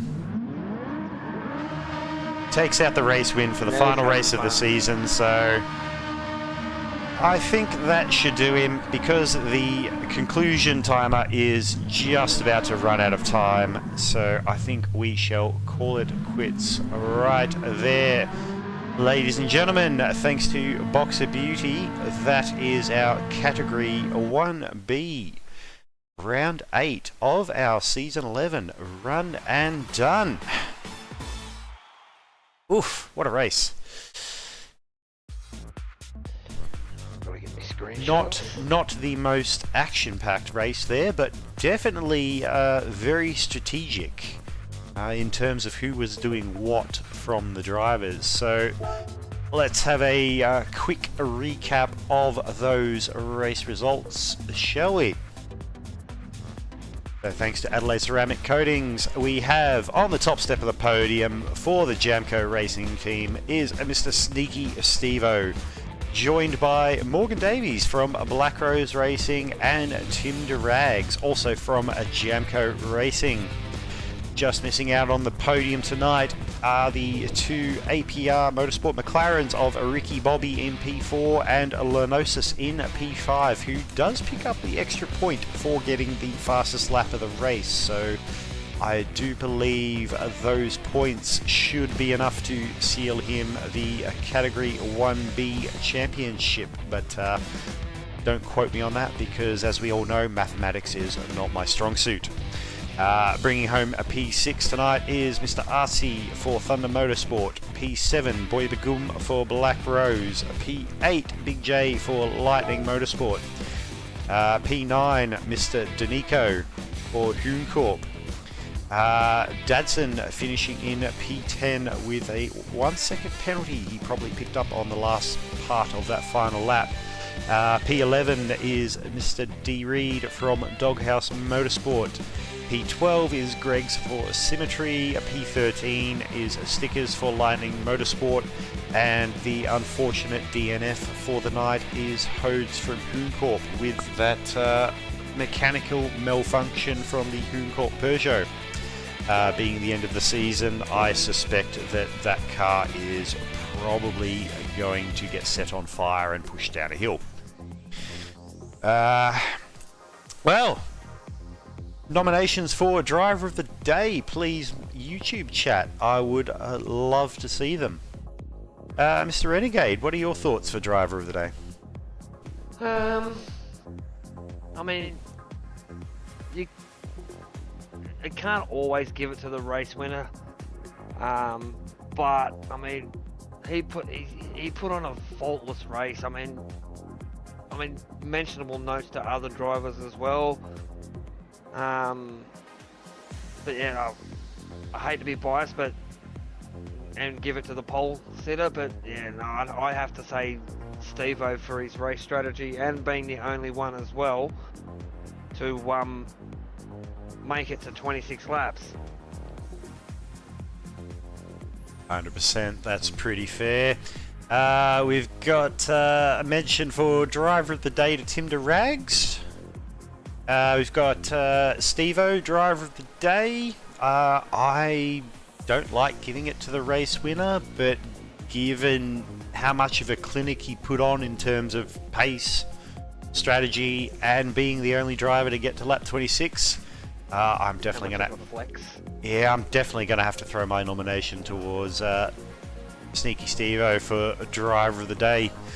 So definitely well earned there. Well, thank you very much, everybody, for sticking with us.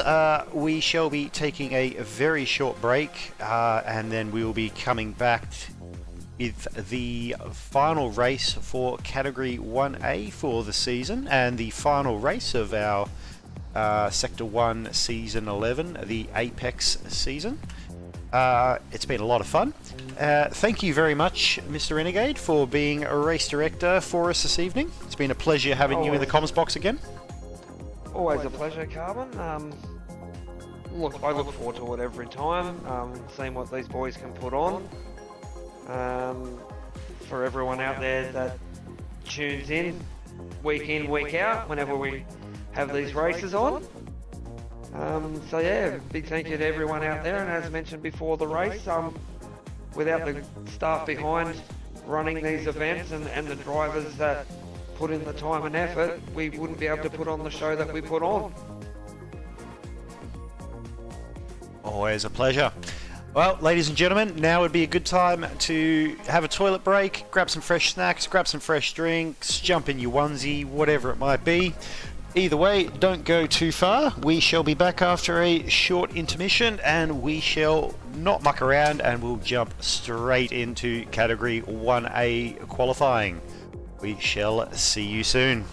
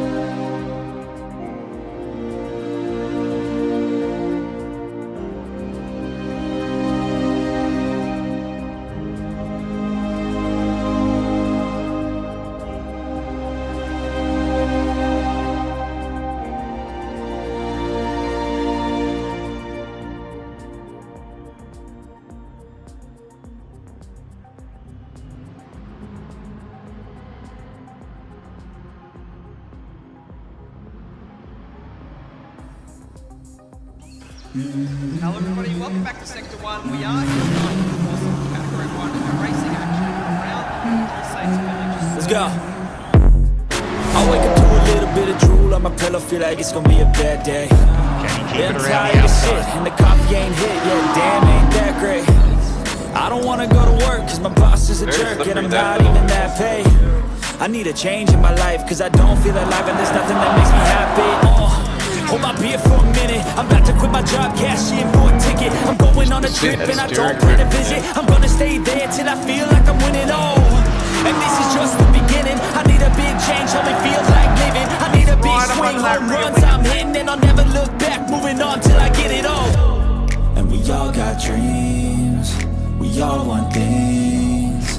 But what you gonna do for it, how you gonna move for it, what you gonna be? And do you believe you can do anything? But what you gonna do for it? How you gonna move for it? What you gonna be?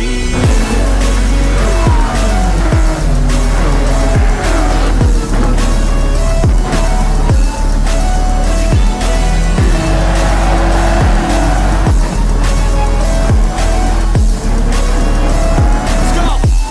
Hey! Hello everybody, welcome back to Sector 1. He only goes second two! Oh my goodness! Jish went wide. Oh, he's run wide and goes down! Oh my! Oh no! No! You can't do that! You see that steering wheel? What that do? Fuzzy is somehow keeping it on the track surface! The spectacular drive, and he will take his first win in the top flight of Sector 1.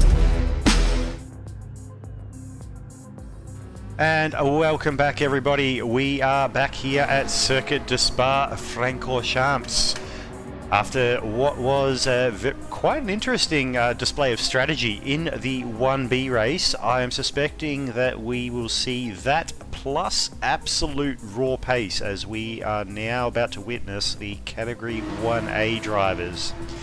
I think the best qualifying time in the 1B, guys, was a 2:17.9, so I would probably go as far to say as we might see a 16 here in the qualifying sessions tonight.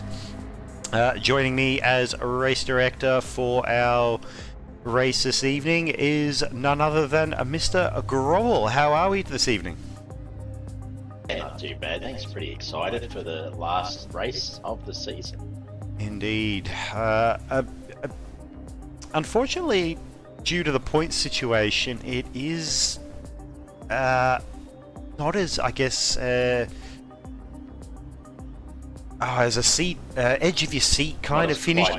Yeah, not as bad because, and I will explain now. No disrespect. Well, before you explain, I want to see if people want to put $100 down I want to put $100 down that Geesh is probably going to win this season.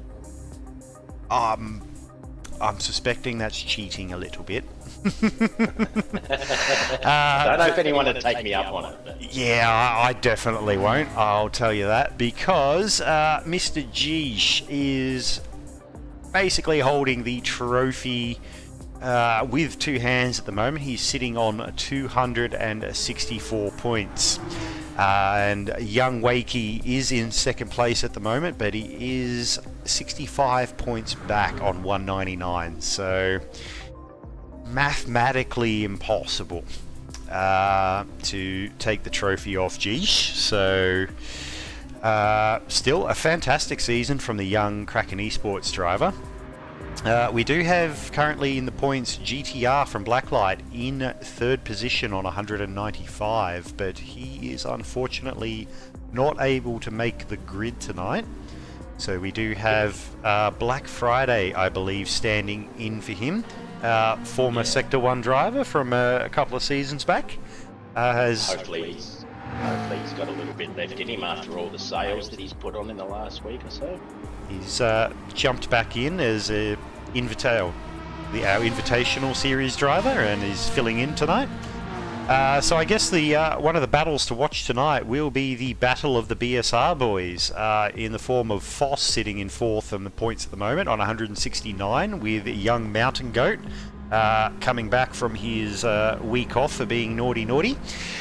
He's on 164 points, but they're going to have to watch themselves with the returning Scooter 82 from Doghouse on 157 points.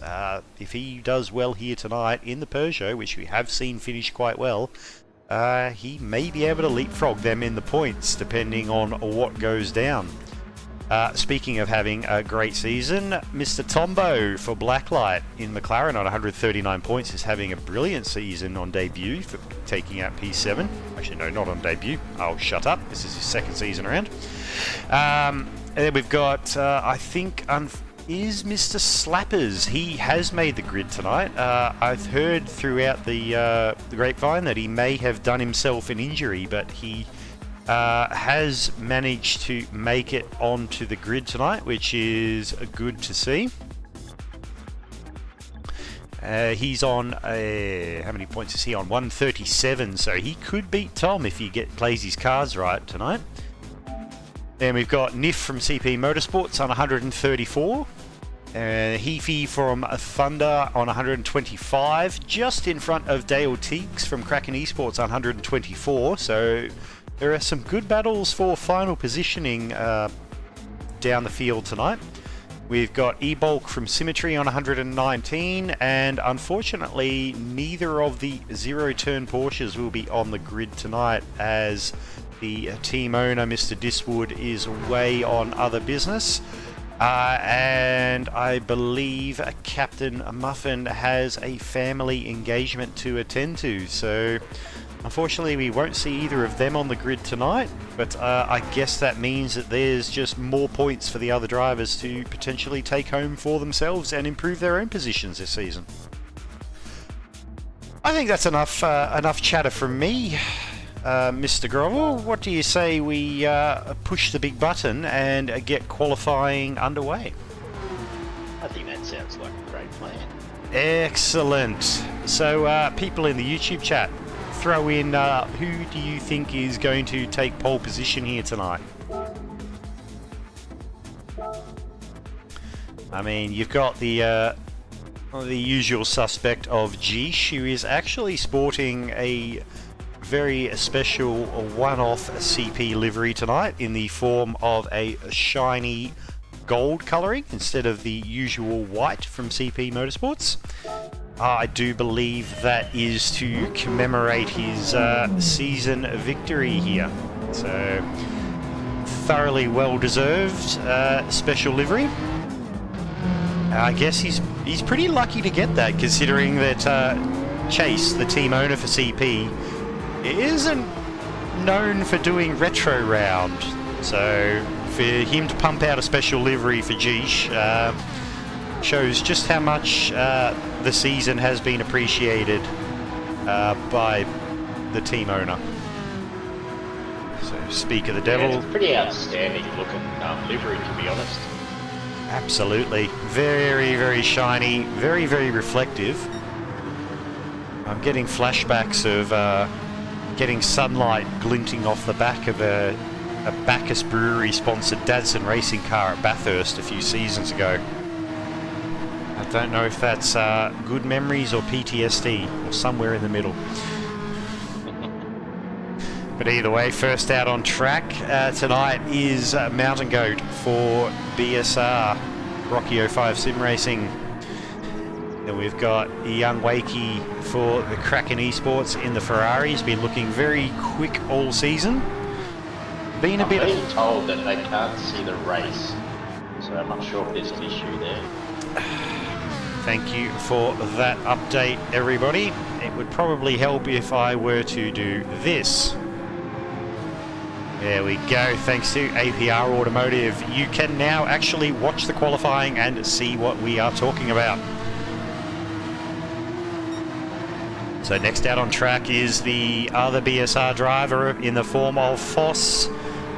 Looking very, very racy here tonight. He's currently giving a slipstream to Jish, who I think has just decided to back out of things a little bit. As he... Yeah, I think he's just backing off the rear wing of Foss there, giving himself a little bit of space to work with as they come to the end of their outlap. Got Nif here, Jish's teammate at CP, firmly tucked under the rear wing, so he'll be quite happy to receive a little bit of slipstream assistance from his teammate, given how quick his teammate is. I certainly wouldn't say no to that if I were him. And we've got Dale Teeks for the second Kraken Esports Ferrari on the grid tonight. Currently leading the way over the two blacklight McLarens of Tombo with the beautiful orange wheels. And Black Friday filling in, of course, for GTR tonight. So I'll be interested to see how he can go tonight. He's a former Division 2 driver, so I don't think he's going to do too badly tonight. Top 10 is entirely possible for him tonight, I believe. So see how that goes. And we've got Scooter McGavin in the Doghouse Motorsport Peugeot. This is the PWR sponsored car in a glorious red paint job. Speaking of glorious paint jobs, we've got Slappers in the Bacchus Brewery sponsored Dadson Racing Peugeot. Always a beautiful livery when that black and gold comes out. Speaking of shiny things, we've got E-Bulk in the Symmetry Racing McLaren. And last but not least, out on track tonight is Heafy. He has been mentioning that aside from running very, very wide at Puon, he has been reporting some connectivity issues coming from the Thunder Motorsports McLaren tonight, so just have to keep an eye on him and see how he goes, see if any of those issues rear their heads or whether things remain relatively stable for him. Just about got Young Wakey coming up to the line for the first over the line. See what sort of time they set. 2:17 straight up. Mountain Goat goes up 260. G's 260. Bang, there we go. Not there to muck about. Young Wacky drops a time nearly half a second faster than the pole position time for Group 1B, and he's 0.8 off the pace. Yeah, that's crazy. That's mental, the difference just between these two groups. We have just jumped on board with Young Wakey for a lap around Spa. We won't mention what times Div 3 and Div 4 were. Just absolutely not. Div 2 and 1. Yep. Absolutely not. we don't need to know that. That's irrelevant. We don't want to shame ourselves. No, they have a shorter track, I believe. That's the excuse I'm going with. Yep, 100%.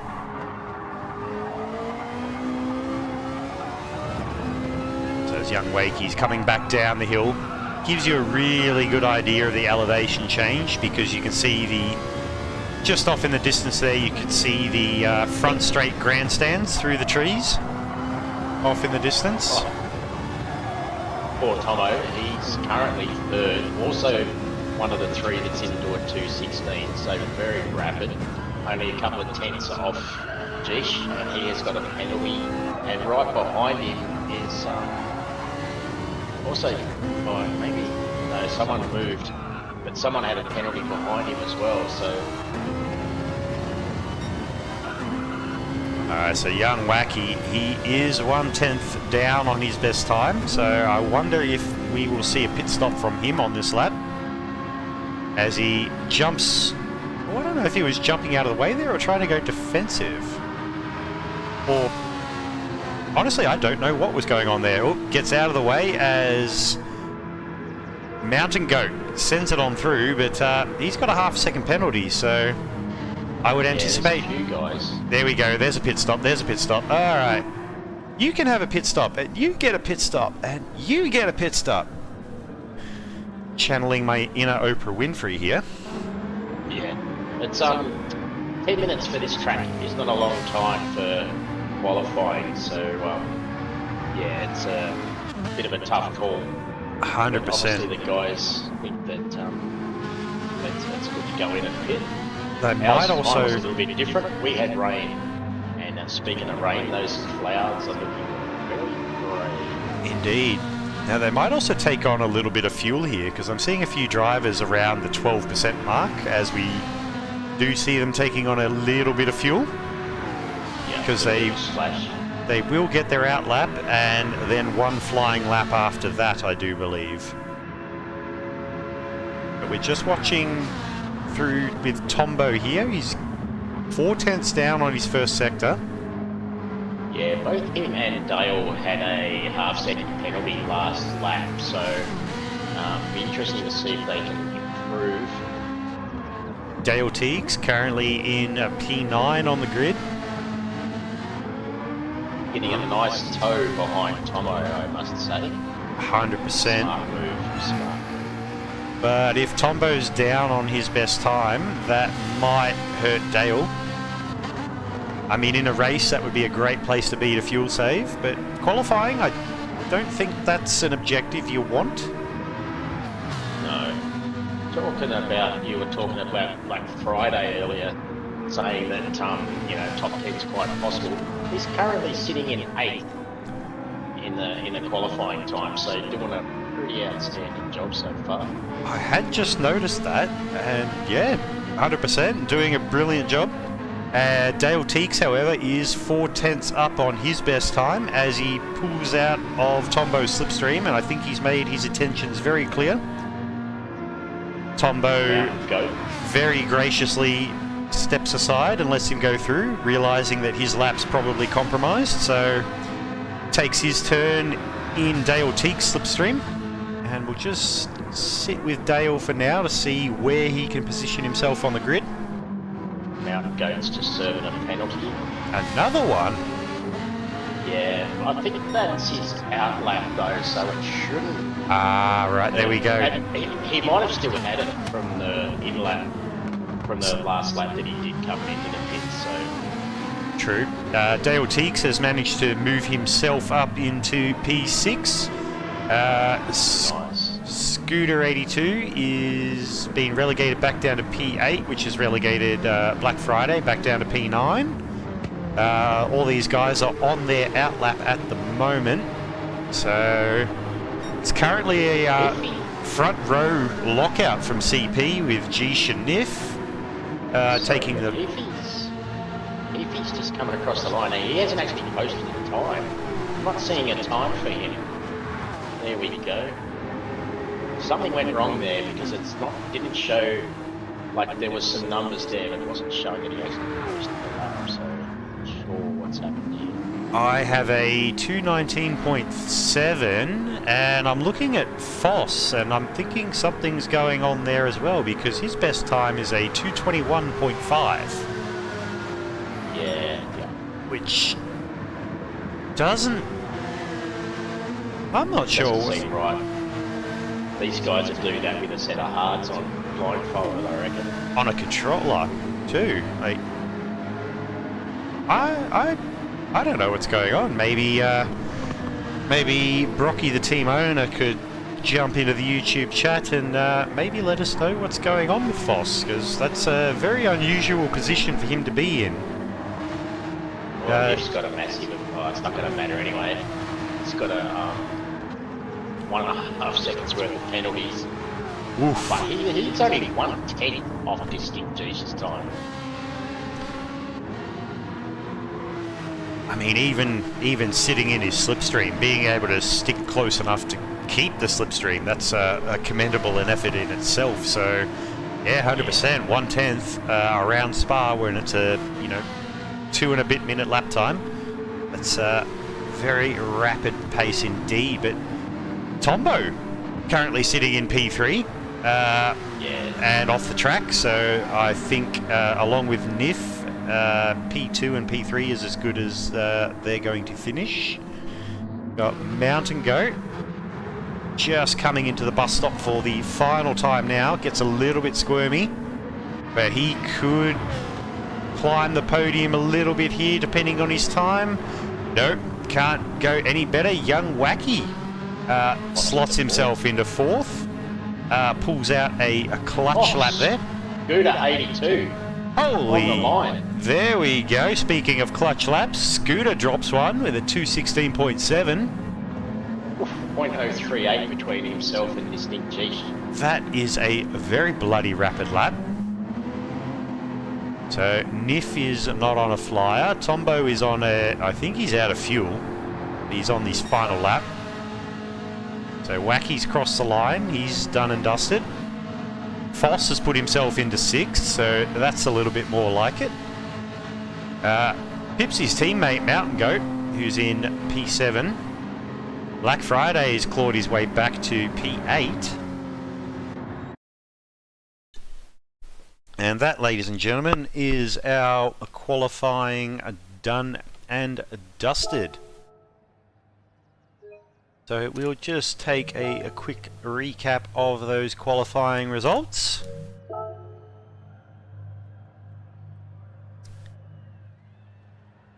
For Category 1A, brought to you by APR Automotive. You are in safe hands. Cheeky sponsor plug, because we can. Thanks to Adelaide Ceramic Coatings. On the front row of the grid is a Distinct Geesh with a very bloody rapid time of a 2:16.16. And breaking up the CP Motorsports front row lockout is Mr. Scooter McGavin from Doghouse, crashing the party with a 2:16.754, which is also very bloody fast. No two ways about it. On the second row of the grid is Nif for CP, joined by Tombo from Blacklight, looking to pick up a healthy swag of points in the last race of the season. Then on the third row of the grid, we've got Young Wakey from Kraken Esports, joined by Foss from BSR, who's just in front of his teammate, Mr. Mountain Goat, and joined by our fill-in driver, Mr. Black Friday, in P8. So, a commendable effort to qualify this far up the grid in the top category, so definitely worth keeping an eye on him tonight. Then on the fifth row of the grid, we've got Dale Teeks from Kraken Esports, joined by Slapper's mate, who's not letting that slight injury get him down, in P10. And rounding out our grid tonight is E-Bulk from Symmetry Motorsports, joined by Heafy from Thunder Esports. So just checking back in with the YouTube chat to see what their thoughts have been. Mr. Bumcrack is hashtag no bias, Young Wakey for poll. Yeah, I'm gonna say no on that one. Yep, unfortunately.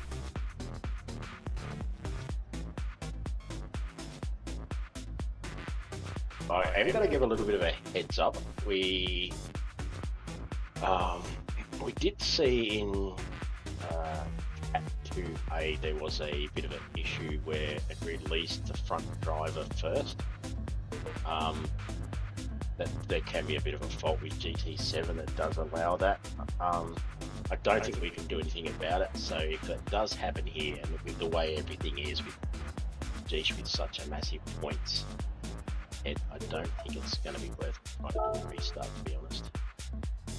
It may not be worthwhile because, as far as we can tell, that glitch only affects the pole position driver. Yeah, that's what I mean. He's that far ahead in the point system. It's not going to go. No one's fighting for first and second, so. True, but I mean, if it does provide him with a stupid kind of advantage, it might be worthwhile. But all right, YouTube chat, chuck in your podium predictions if you wouldn't mind. I've got my own thoughts on that, but that will depend entirely on who runs what strategy. What are your thoughts, Grovel? Look, it's really hard to go against this Gish, but it is saying that like you've got 4 guys that came in with 216 times. That's like hugely rapid, and then you got Wakey, who was like a beastie off that. So I mean, even across the top 8, there's 0.8 of a second, but yeah, you've got rapid guys there. I think the Ferrari just has that bit of an advantage with the fuel save. Interesting to see how the Porsches go with that as well, and the tyres. I'm interested to see if anybody tries a one-stop here tonight, whether they just want to throw a curveball into the scenario and just say, bugger it, let's go, let's see how it works out. Yeah, for sure. It's a bit of a hard one to call because like the cars are that little bit different. Some have better top speed, some are a bit better coming out of the corner, some are better on tyres, some are better on fuel. But then the skill of the drivers come into it massively as well. So. Well, let's not keep the drivers waiting too much longer, or the. Sorry. Let's not keep the drivers waiting, or the people watching the live stream. Thank you very much for joining us. We're not going to keep you waiting any longer. Going to push that big button. And if you guys watching, if you haven't already, please push the like button and the subscribe button. Cheeky segue there. And let's get this race underway. Rightio, the button has been pressed. The comms box fridge is unfortunately empty except for mineral water. I don't know who's responsible for that, but not my favourite person right now, but that's fine. We won't say anything about the previous race director that was there or anything. We won't be blaming him. I have my suspicions. Rightio, so we have all 12 cars on the grid with 0 issues by the looks of it. And we shall... Where are we? 3, 2, 1... And we are underway thanks to APR Automotive. Everybody getting a pretty good rolling start. It looks like the gap between first and second is not anything out of the ordinary, so it's looking good. Maybe by clean start. Maybe by talking about it, we've managed to scare that glitch off for this race. Yeah. Everybody looking very clean for the first time through Eau Rouge and Raidillon. Now, to get a really good run through there without lifting, you can get a brilliant run down the Kemmel Straight. Niff is looking. He's looking very aggressive there for the first braking zone. into Lecum. And he's right up the back of Scooter through Melmeady. And I'm just going to stick to the downhill right-hander because I cannot pronounce his corner name for the life of me. Yeah, don't go asking me. I'll butcher it for sure. So Nif has managed to get the jump on Tombo off the start. Oh, Foss with a penalty. Which one? I think you mentioned before, I couldn't remember which one, but the teammates of Foss and Mountain Goat, you said that they were only 5 points apart, is that correct? Oh, you're asking me to check on my memory here, but yes. There was only a 5-point difference between the two BSR drivers.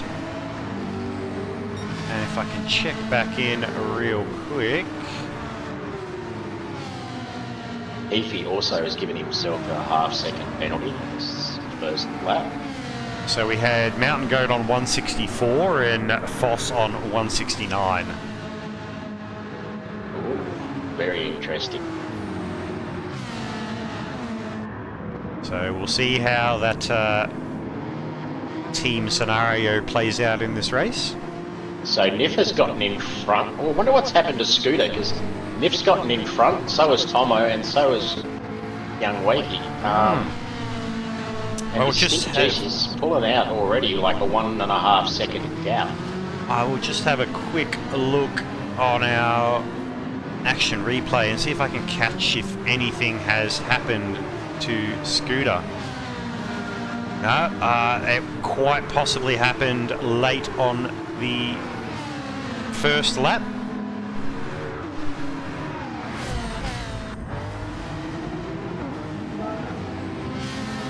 So Wakey's now got himself a half-second penalty, which will probably put Scooter back in front of him, I would hazard a guess.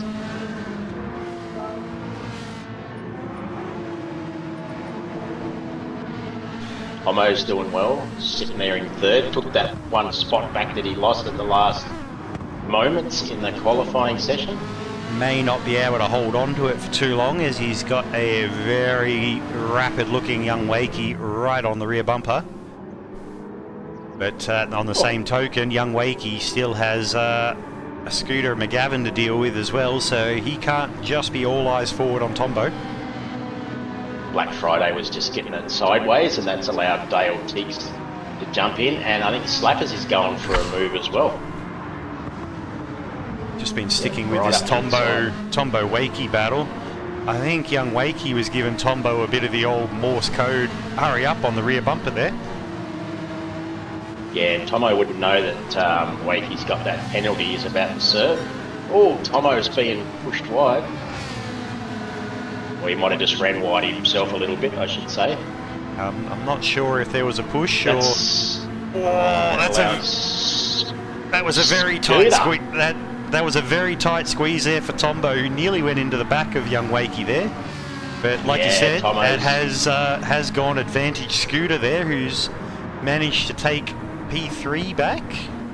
I thought he was going to miss out with the way Wakey and Tomo sort of switched spots there, and I thought, oh, that's going to ruin Scooter's run, but he actually managed to capitalise on it and get in front of Tomo, so...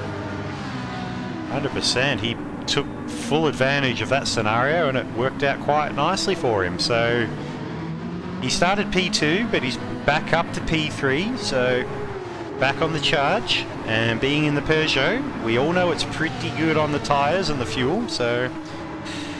Speaking of which, can we just find out who's on what tyre? Like, are they all on the same compound, or is there... Everyone is on the same compound except for the last driver, Heafy. Okay, what's Heafy on? Heafy is on a soft. So, by process of deduction, as Scooter goes very, very deep into Lake Coombs there, he's using all of the track limits and then some. Oh, Wakey's having another dive. Oh. Through the corner that Carbon Boy cannot pronounce. So through the process of elimination, that means that the other 11 drivers are on the medium compound. That would be correct, sir. Right. Let's see. I can't do math on stream, but I can do problem solving. But given all the problems that GT7 has thrown to us over the years, yeah, it shouldn't be Likes to entirely keep you on your surprising. toes. Oh, 100%.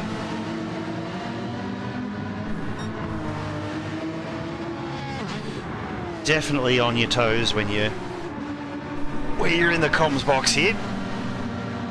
So the gap between Distinct Geesh and NIF, it keeps going up and down different parts of the track.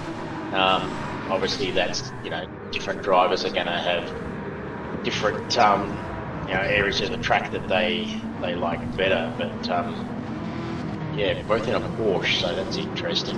But we got young Wakey, he's actually on a flying move. So the gap between NIF and Geesh is 1.8 seconds at the moment, so we'll keep an eye on that. That's fairly stable for now. Young Wakey is definitely on the charge. He's got himself up to P3. Just checking out the sky there in the background. It's gotten a little dark, it's gotten a little cloudy. Yeah. There was a bit of a call from the guys in the chat to make it rain, so they can have that to themselves if they want it, but yeah. Well, I swear I saw Good Doc down in pit lane doing his rain dance, but given his success rate with that this season, I'm not sure how they'll go. Tombo returning the favour with young Wakey there, doing a little bit of the move along please son, Morse code tapping on the rear bumper there. So just looking to push him along and not take the position just yet. Don't want to jinx him, but Tombo's having a pretty good race so far. It's pretty funny actually, because these are like they're called a short enduro, but it's pretty much an hour of sprint racing on different tyre compounds, while trying to save a bit of fuel. I mean, you're not wrong. It's not really an enduro, it's an enduro, but it's an enduro going as fast as you can, if you know what I mean. I think mini enduro sounds better than long sprint. Yes, yeah. Mind you, you look at Bathurst and a lot of that sort of racing as well, that's these days that's not really, it is an endurance race, but them guys just go on balls to the wall flat out. So speaking of balls to the wall flat out, we're riding on board with Scooter 82 right now. He's right on the rear bumper of the blacklight McLaren of Tombo, and he's also got a side mirror full of the BSR Porsche of young Mountain Goat, or it might have been Foss a few corners back, but either way you've got a bright pink Porsche right in the mirrors, and it's a fantastic angle. that'll actually be good for Scooter, because if he can sort of just sit behind Tomo for a bit, he'll save that little bit of fuel. The Pug, as far as I'm concerned, just not quite as good at saving fuel as a couple of the other cars. Just gets a little bit squirmy coming out of La Source there. That'll let Tombo have a bit of breathing space going up through Eau Rouge onto the Kemmel Straight. But Scooter will be able to use that slipstream to get that gap back. It's only at 4/10ths, but he will have to watch out for Mountain Goat behind, as that gap is now down to 2/10ths. Is Goaty going to make a move? No, he doesn't. Just decides to sit there for now. I think Goaty's looking just to save fuel at this point. Speaking of fuel, is it a little bit too early to be heading into a bit of a fuel update? Oh, lap 5, I wouldn't say it's too early. It might be an ideal time to try and find out who's doing what in terms of strategy. So thanks to APR Automotive, here is your tyre and fuel update. Take it away, please, Grovel. Okay, so as I said before, the only person that's on a soft is Heafy, so I'll just mainly go through the fuel. So we've got Distinct Geesh, who has about a 60% amount of fuel, so doing extremely well at this stage. Back down with just over half a tank is Nif, and we've got Wakey, who has a little fraction more than Nif. Tomo dead on a half a tank. Scooter dead on a half a tank. Mountain Goat is pretty close to what Geesh has got, about 60% I would say. BSR Foss just over half. Dale Teague's fraction over half. Slapper's Mate just under half. Black Friday just under half. Heafy just over half. And he's the one that's on the only one that's on the softs, and his tyres are about 50% gone. E-Bulk just under half a tank also, and those guys that are all on the mediums, there's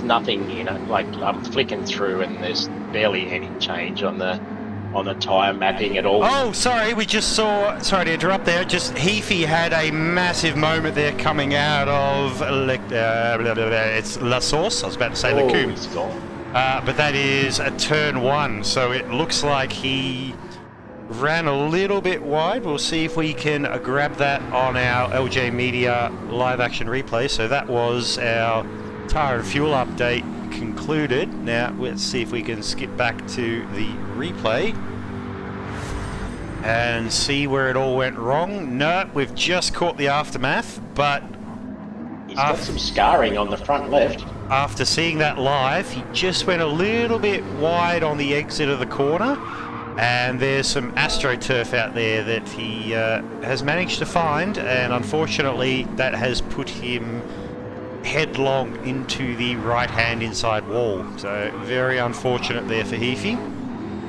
Young Wakey has brought himself up to under 3/10 behind Nif, and he's got a little bit more fuel too in that Ferrari, so he has absolutely been hammering. And Tomo also, that little pack, Tomo, Scooter and Mountain Goat, also not that far behind them either.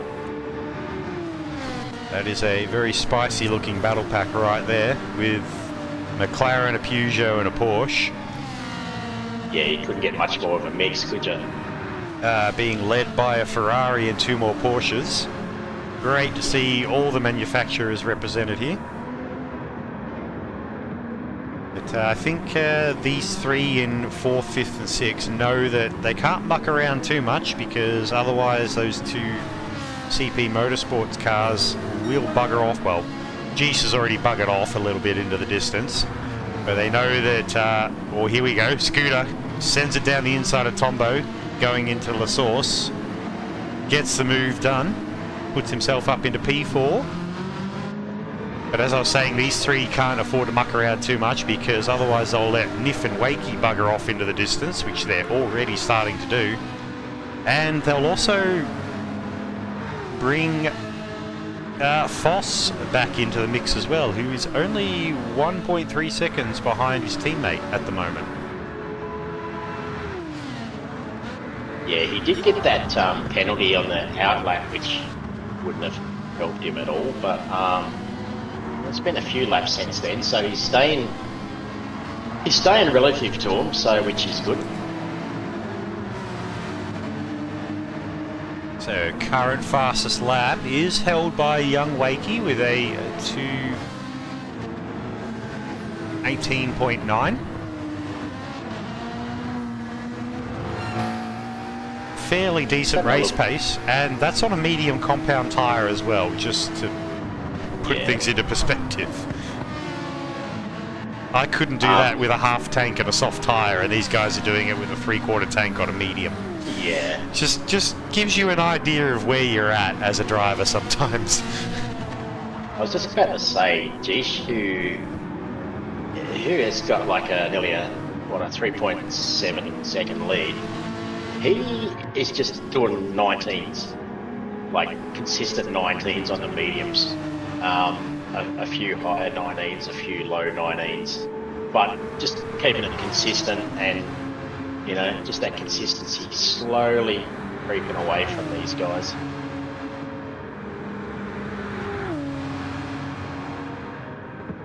But Nif has Wakey all over him still. Only about 3/10 behind. Do you think young Wakey's just happy to sit behind Nif at this point, or is Nif? I don't know. I don't know if this sounds good, but is Nif genuinely holding him off? Well, I got a feeling because Wakey caught up to him, and then now Scooter 82, Tomo, and Mountain Goat are all starting to catch up to Wakey a bit. So I'm not sure if Wakey's just playing the, I'm going to save a little bit even more fuel and just dump him in the pits, because they're probably only, what, a couple of laps from pitting. What are they on? They're on the medium compound tyre. I can't be 100% certain what strategy these Cat 1A guys are running, but I would imagine that they would do 8 or 9 laps on. Well, they've all got roughly quarter of a tank. Some of them a little bit less, some of them barely a little bit more. So going off that, I would think they'd get at least another. They'd probably scratch it out to lap 10 if they wanted to. And that would give them a little bit shorter double soft stint, which, due to the pace of these guys, they tend to be a little bit harsher on their tyre wear than slower people such as yours truly. I guess that's an upside. Oh, I'm seeing windshield wipers there go. Oh, I see windshield wipers going. Hello. Hello, this could get interesting very, very quickly. I just noticed that on the windshield of the Blacklight McLaren. Maybe the Good Docs rain dance has finally been successful. Yeah, everyone's getting window wipers, to be honest. So let's see who's first coming round. Distinct Geesh would be the first one to come round. Rightio, the headlights Unfortunately, are on. we can't see the weather map, so we don't know if it's just going to be a sprinkle or. I'm looking at the skies and I'm going with sprinkles. Geesh goes around. Geesh goes around again, so I'm anticipating sprinkle. Yep, so yeah, far. Looks like they're all going around. Yeah, maybe we're I think getting they're excited. That close to their pit. Yeah, they're probably that close to their pit window as well. They're probably thinking if it's just a sprinkle, keep going. So maybe I got a bit excited there, but I don't think you can blame me. Okay, maybe he was due for his medium tyre change at this point anyway, because I don't know, it's gotten a bit lighter, but some of the wipers are still going off. Oh, Heafy's had some sort of issue and he's off the track. Oh, coming into the pits. Oh, because he was on the softs and his tyres are pretty worn. So maybe just that little. I'm not seeing anything on the tyre gauge though as far as wet. And as you know, up to the first line on the tyre gauge, you can still run the softs. 100%. Actually, if there's a lap or two to go at the Red Bull Ring, you can run it all the way up. To be honest, just Anyone watching that race. Speaking from first-hand experience, of course. Yeah. Now you managed to net yourself a podium with that move, didn't you? Yeah. I was just watching. Just all over him. I was 100% just about to mention that with young Wakey. He was given Nif the bump draft a couple of corners earlier, so his strategy seems to be, I'm going to sit behind you. I want to save some fuel, but you need to hurry up because this little pack of Scooter Goatee, who has managed to make his way past Tombo sometime in the last couple of laps, is starting to close in on the back because the gap between Scooter and young Wacky is 1.5 seconds, so the gap has come down a little bit.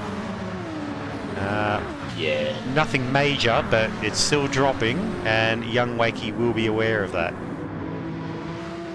Who's going to blink? Wakey blinks. Oh, and Scooter 82, and missed who else went in? I think maybe Foss. No, Foss has gone around. No, that's Tombo's. Tombo has dropped it in as well. So decent fuel save there from young Wakey. Comes in with 10% versus Scooter and Tombo on 5 and 7% respectively. It's interesting. If some fuel light is flashing, so he'll make the lap, I'm pretty sure. But the Sticky G's with a 4.5 second lead, he's partway into his third of the way to that lap, a good third of the way, and his fuel light is still not flashing. I'd say he's got a good eighth of a tank. So he's doing he's just been putting in those consistent lap times, and I think when you're not fighting anyone, like the guys behind Niff, Mountain Goat, Wakey and all those guys, Scooter 82, they've all been sort of having that little bit of a battle, you know, a bit of a fight, losing a bit of time, using a little bit more fuel, whereas Stick G's just had a pretty good clean run out in front. He has. He's just been sitting in clean air by his own, and to give you an idea of just how much of a metronome he's been so far, his lap time 19.8, 19.7, 19.2, 19.5, 19.1, 19.4, 19.2, 19.8. Every single lap in the 2-minute 19 bracket. That is... He's in cruise control basically at this point. Yeah, his fuel light has just come on. So probably fair to say we'll see him in at the end of lap 10 versus a few other drivers who came in at the end of lap 9. Yeah. And just noticing that the headlights have come back on. Yeah, no window wipers though, I don't believe. I think the window wipers have stopped, so... For now. Still a little bit bright out there, but the sky is nice and grey and gloomy. Gee, she's in. And still with 7 litres. His teammate Niff follows him in as well. Doesn't have a choice. 1 litre left. Goaty's done well there. He's got 6 litres in the tank. 60. Yeah, he has. And Dale Teeks as well. So jumping back to young Wakey, who has Scooter McGavin after that round of pit stops, is less than a second behind young Wakey. So that gap has come down about a second in that pit stop. So it'll be interesting to see whether Scooter can stick with him or whether young Wakey can just drop the hammer and skip away. It's surprising Tomo's all the way back in 8th, and he's dropped a bit over 5.5 seconds behind Scooter. So them 3 guys were having a great battle there for a while, but Tomo seems to have dropped off the pace a little bit. He has. Or has he overfueled, or I guess filled extra compared to the guys around him? Yeah, that's hard to say. I'm just looking. Sticky G's come out with just over 3/4 of a tank. Wakey has got a bit more with about 80 tenths, and Scooter's come out with about 3/4. Mountain Goat's got a full tank. Tomo has, he's probably gone about 85%, maybe a bit more. Niff's got a full tank. Boss has got a full tank. Slappers is a bit over 3/4, but he was the first to pit. Dale Teeks full tank, E-Bulk just over 3/4. Black Friday 80%. Heafy, he's now gone onto the medium, so I think he might be having a little bit of a struggle out there with that internet issue that he had. So, and I think he's trying to sort of make sure he keeps away from the other guys if he's having a bit of an issue. He doesn't want to sort of ruin their race. So I've just noticed in the background here, Foss, who is it? So Foss is a P7 at the moment. Slapper's mate's made his way back up to P8. Dale Teeks, P9. E-Bulk's in P10. Black Friday has slipped a little bit back down the order, back down to P11. Yeah, it's going to be hard from here on in because some of these guys have taken quite a lot more fuel than others. So whether they're trying to take a bit of a earlier penalty or what, I'm not sure, because now I think this first pit stop has been quite painful for Niff. He's dropped from P2 down to P6. Yeah, it's quite interesting. So, as you'd expect, Jish is on a soft, Scooter 82 is on a soft, but Young Wakey's gone a medium again. Wait, what? Yeah, Young Wakey, it's shown for me, he's running a medium. For a second stint. So he's gone a double medium. Yeah. Well, I don't know if he's made a mistake because he hasn't got a full... He hasn't taken like a large load of fuel. So... It's really strange.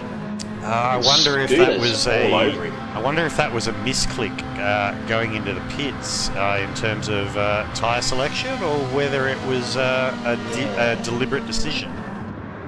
It's a little bit of a shame that GT7 doesn't allow some sort of, oops, hang on a minute, I've pressed the wrong button. Yeah, can I go back and change my mind on that, please? Yeah. Because especially considering you usually click on that button before you actually pull up in the pit stops. 100%. But that's given Scooter a, he's all over the back of Wakey. He might be a little confused, actually, like wondering why he's... Like, he may not know that Wakey's on a medium tyre. Yeah.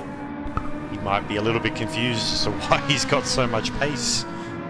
He's probably thinking to himself, damn, did Stranger turn the wick up on the turbo when I went into the pits? The team owner's been fiddling with the ECU, maybe. Like the hidden nitrous bottles from the Megane season. Yeah, or the racing at Bathurst when they did the Nissan Bluebird. I believe the cigarette lighter was actually a hidden dial for the boost. But I was going to say, we're probably not going to see a lot of this pan out until later in the race, because so many people, there was quite a few guys that have taken a full tank of fuel. And there's guys that took like, you know, between 75 and 80% of fuel. So that will change things up a bit as well. So some of these guys that are actually got a full tank of fuel, while they might be slightly slower per lap, it will give them that advantage next time they come into pit, because if it's only a two-stop, they could have a good, 20% fuel left. It's just leaving that Scooter Wakey battle for now. Check back in with Mountain Goat, currently in P4. He's got a little bit of clear air. It's 3.7 seconds off the back of Scooter. He's 1.7 seconds up on Tombo, who has his own little bit of breathing space in the form of 2 seconds back to Goaty's teammate Foss. So Tombo is the meat in a BSR sandwich right now. The thing is, though, there too, because the BSR boys have actually got quite a bit more fuel than Tomo as well.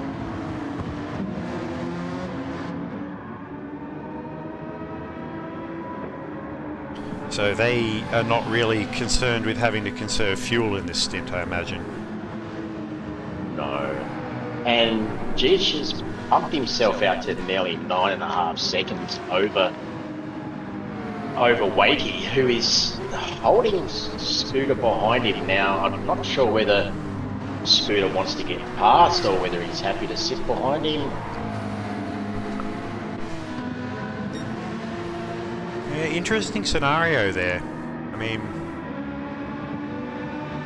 I'm not sure if Scooter knows about the tyre difference between him and young Wakey, or whether he is just content to sit behind there and try and save some fuel. Check that out too though. Mountain Goat with a 2:17.9 in the race. Thank you very much. And he's done that in clear air. And Jish has just done it 2:17.7. I'm glad I mentioned it just before Jish went over the line. Yep. Goaty, you had that fastest lap for about 3.7 seconds. That we noticed. He probably had it for the lap, but Yeah. I think by the time I got the camera on Goaty, his purple lap was then blue. So sorry, young fella. Yes. But as it stands, he's 2 positions further ahead of his teammate, which from memory, I don't think that'll be enough to overcome the 5-point deficit between them. But Oh, I thought you if said he- Mountain Goat was the one that was in front. no, he's 5 points behind. Ah, okay. So if he can pick up the fastest lap, that might throw a curveball into the situation and possibly end up with a draw. But we are just over half an hour into the race, and you know they're dropping 2:17s.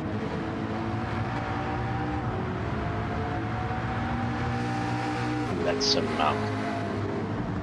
that's some great times. Bloody rapid. Mind you, Tomo as well. He's done a 2:18.2, so he's not far off it. What's Scooter done? 2:18.5. I don't know whether he is stuck behind Wakey or just because his tyres now are probably. We're a bit over halfway through the race. Do you want to do another tyre and fuel update?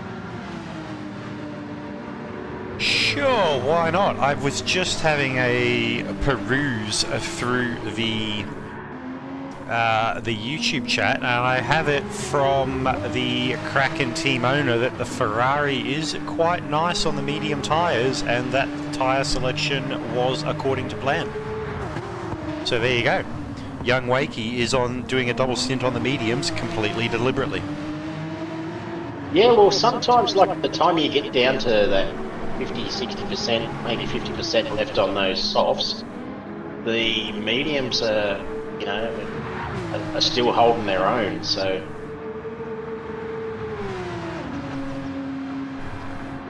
Alrighty, so that fuel and tyre update there, please, Mr. Grovel. Okay, so Stink Jish, softs with probably about 70% tyre left. Wakey on the mediums with a good 85% tyre, and both of those guys have probably got about 40-45% fuel. Scooter 82, a third of a tank, and he's gone through he's probably got about 55% tyre left on those softs. Mountain Goat also similar tyre wear, but he's got a good 60-65% fuel. Tomo on the softs about 50% tyre gone and probably 45% fuel left. Boss, he's got about 60% tyre left, so probably similar to his teammate Mountain Goat, and he's also got about 60% fuel. Nif's running mediums, and he has got about 15% tyre wear, 60% fuel, followed by Slappers, who's on the soft, who's probably got about 60% tyre wear because he was the first to pit, and a third of a tank of fuel. Dale Teeks is dead on half a tank and about 75% tyre left, I would say. E-Bulk, about 55% tyre left and a third of a tank of fuel. Black Friday filling in for GTR. It's got about half of his softs left and about 40% fuel. Heafy on a medium, and because he was the only one that came out on the soft, got about 80% tyre and probably a 40% fuel, I would say. Awesome. Thank you very much, Grovel, for that tyre and fuel update. Brought to you by APR Automotive. Rightio. So, Mr. Geesh checking in up the front. Ease nears makes no difference. 11 seconds to the good. Currently holder of the fastest lap. Currently setting purple sectors. Look, this is why he's won the season championship. With performances like this, it's hard to beat. Not going to lie. Yeah, no, very hard to beat. I am looking forward to the challenges that season 12 might throw at him with the car selection that we have in store. Sorry to disappoint you all, but I will not be revealing that tonight. That, I believe, is set to be revealed next week in the Sector 1 Season Awards night, next Sunday, so be sure to tune in for that. As we check back with young Wakey, who's managed to put a little bit of gap between himself and Scooter. I would say that would be as a result of the crossover point of the softs starting to wear out, which Scooter's on, versus the mediums that young Wakey's on still being pretty healthy. Yeah, it's going to be interesting because there is that 10-second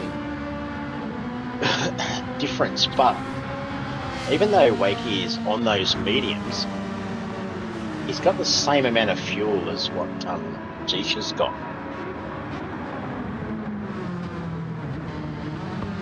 But in saying that, Wakey has ran those mediums to the point where he's been able to keep Scooter behind him, and now he's actually, I think, probably making a little bit of time on Scooter because those medium tyres are still in that good 80% range. So he's still being able to pump out consistent 218s, whereas Scooter, that tyre after like those 5 or 6 laps, you start to lose ground. So he's actually dropped back into the low 219s, consistent 219 ones, but it has dropped him out of that 218 range. He is also dropping back into the clutches of young Mountain Goat, who has brought the gap down to pretty much bang on a second. Yeah, and Scooter 82, this will be his last lap, I would say, before pitting, whereas Mountain Goat has, he's got a good over a third of a tank of fuel. So he has plenty of fuel. Yes, he does. He could keep going. What are we on? Lap 17 now, going for... I'd say these guys will... we only saw one driver in Cat 1B get a 26th lap, but I have the feeling we might see the top 3, maybe top 4 get a 26th lap. Yeah, it's interesting because just looking at the tyres and fuel, the two teammates of Mountain Goat and Foss, they are near identical fuel, identical tyres, and we're at lap 17, 40 minutes into the race, and those two guys are not only they're not that far apart, but their fuel and tyres are near identical. Just check back with how Tombo's going. He's still running around fairly decent pace. He's in P5 at the moment, and he's got his tyres are looking a bit sad, but he's got enough fuel for another lap, so let's see if he goes around. He does, and Foss is there to keep him company. As expected, Scooter has gone in. Rightio. This So is where that fuel, I think, too, is going to come into it. Those guys that put that little bit of extra fuel, if their tyres last, which is a big if, but yeah, they're not going to have to put in as much fuel for the run home either. just want to keep an eye on where Scooter comes out in relation to Godey on his pit stop. Curious to see how that's going to work out. Yeah, Slappers and E-Bulk have also pitted.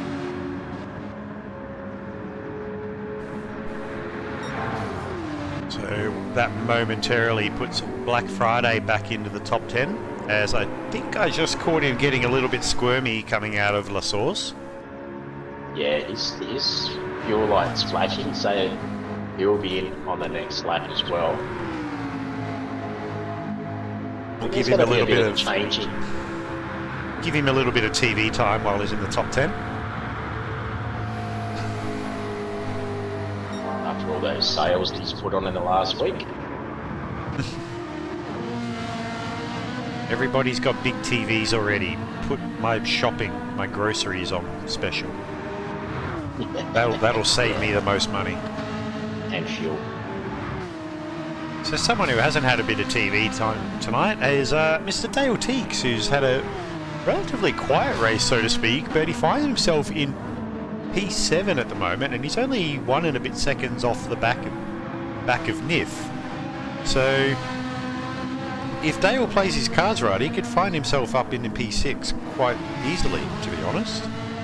Yeah, he hasn't got as much fuel as Nif, and his tyres are not as good.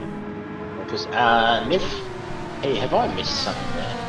No, because Nif is running on a medium, whereas Dale is on a soft that's quite warm, and Nif has got more fuel. Nif's got about a quarter of a tank. G-Shin, Wakey, Mountain Goat. Look at Mountain Goat's fuel. I think Nif brimmed the tank when he pitted last time. Yeah, this is what I was saying before. Like, you got Foss that took a lot of fuel. You got Mountain Goat that took a lot of fuel. So this will come back to these guys on this pit stop. Just going to throw the camera on Nif, give him a little bit of TV time while he's technically in first position of the race. Just a little bit of, look at me, Mum, I'm winning. Yeah. That's the thing though, that with these races, it's not until this sort of final pit stop that you start to see things sort of, places start to settle down a little bit because of the different fuel, different tyres. And Nif's just quietly, setting a purple sector if you don't mind. I think quite a few cars were actually not trying to take anything away from him, but oh, look out. Mountain Goat has jumped his way into, I guess, provisional P2 by the time Nif pits, but he's managed, both him and Wacky and Foss have jumped Scooter in that round of pit stops right there. Yeah, I think Scooter with his fuel, he had very little fuel compared to some of these other guys. That is massive. Scooter's found himself down in P6, and he's 4.5 seconds off the back of Foss. I mean, he set a purple first sector by 2/10, so he's going very, very rapidly, but geez, he's going to have to after, what did he lose there? 3 positions in that pit stop? In that round of pit stops? Yeah. It's going to be interesting because that's going to bring Nif out very, very close to, he might come out between his teammate and Scooter. He's not going to have to take as much fuel. Let's see if he pits this lap or not.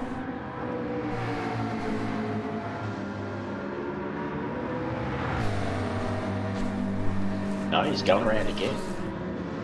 Brave man. Yeah, he's on mediums.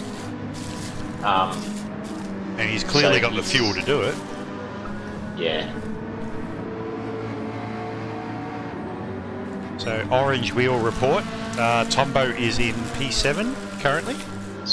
sorry, I've mixed Niff up again with one of the BSR boys. Oh, So jeez. when he comes back out, he's probably going to be he's going to be somewhere between, I think, Foss and Scooter.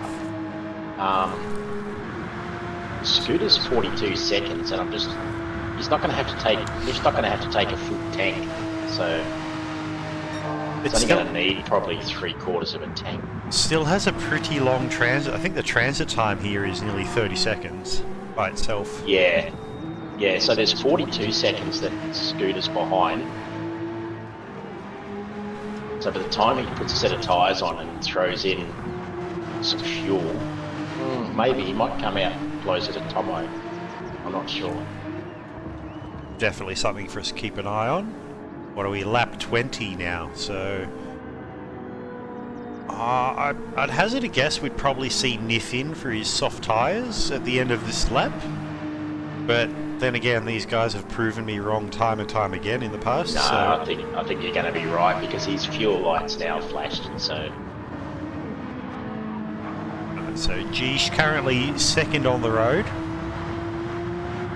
He has a lead of 8 seconds over Mountain Goat, who in turn has nearly 2 seconds up on Young Wacky.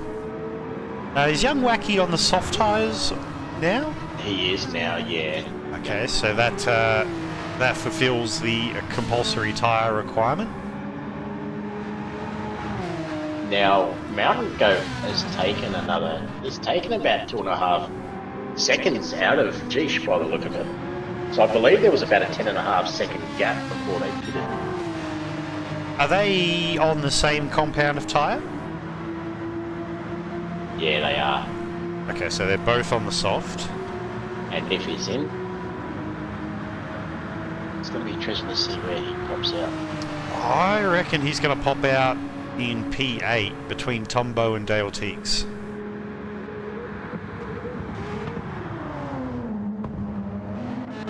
Ooh, Geesh getting all sorts crossed up there at the bus stop.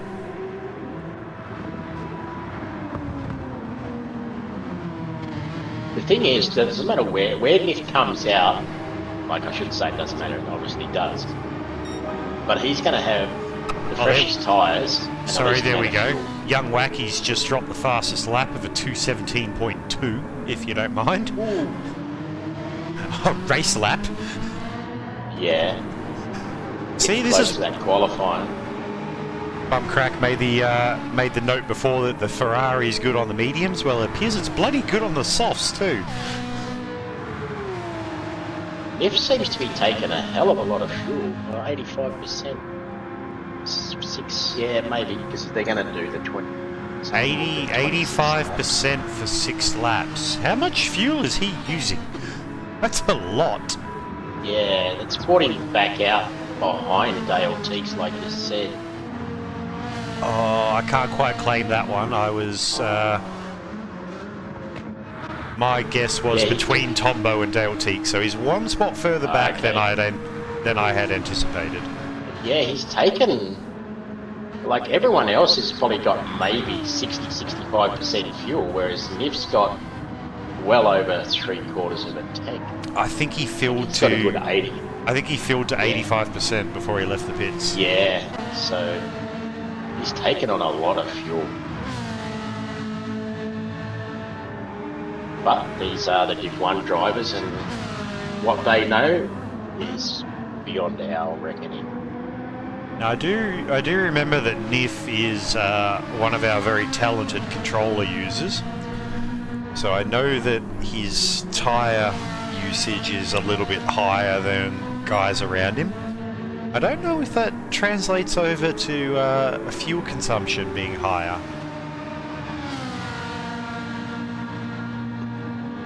So Scooter 82 has placed himself back into 5th, and he's got a 3-second gap to Foss, and he's got a good 4.5 seconds or a bit over to Tomo. So even though he seemed to have had to pit a little bit earlier because of the fuel, he's still in a really good spot.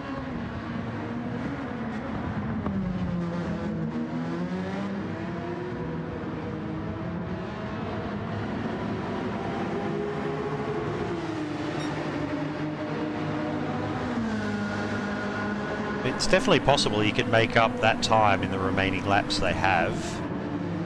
There's just over 9 minutes to go. Has Heafy retired? I think he might have retired himself. He must be having too much internet issues, I would say. Yeah, I think the connectivity issues in that Thunder Motorsports McLaren have finally reared their ugly head, and I think they've just parked the car up in the pits and decided to call it a day.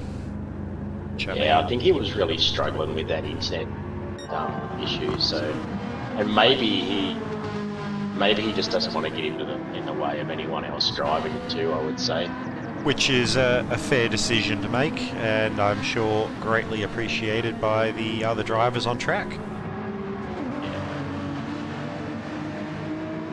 So there's still that 2-position difference between the two BSR drivers of Mountain Goat and Foss. And with young Wakey taking away the fastest lap point, I think this could still mean that Foss can just beat his teammate in the season point standings. Now that's interesting. Now Heafy's back out on the track. Okay. Must have heard our commentary and went, screw those commentary guys, I'm back out. How much fuel does he have in the car? Just humour me. 90 litres, I think he took. Ah, okay. I was thinking if he had like half a tank or something, he might have thrown some fresh softs on and gone full send for a let's take the fastest lap just for the giggles. It's not that kind of scenario, it would seem. So just checking on the gap between young Wakey and Mountain Goat, it's still fairly solid around the 1.7 mark. Fair whack of daylight between young Wakey back to Foss to the tune of nearly 7 seconds, who in turn has 4 seconds to Scooter. So Scooter's made some headway. He's dropped a 2:19.000 on that last lap. A little bit slower there after dropping 2:17 laps previously.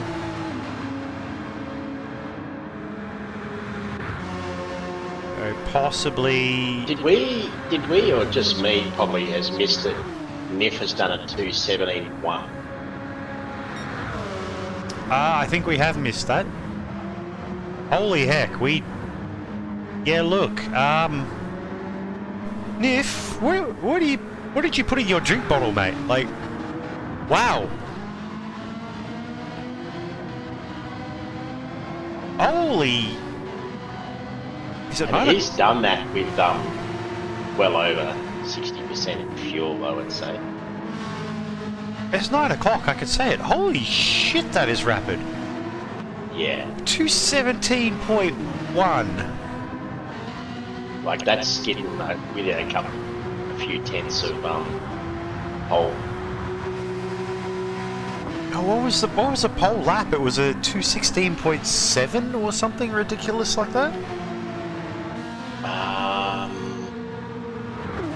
Yeah, something. Hang on a sec, I can probably have a quick look at that.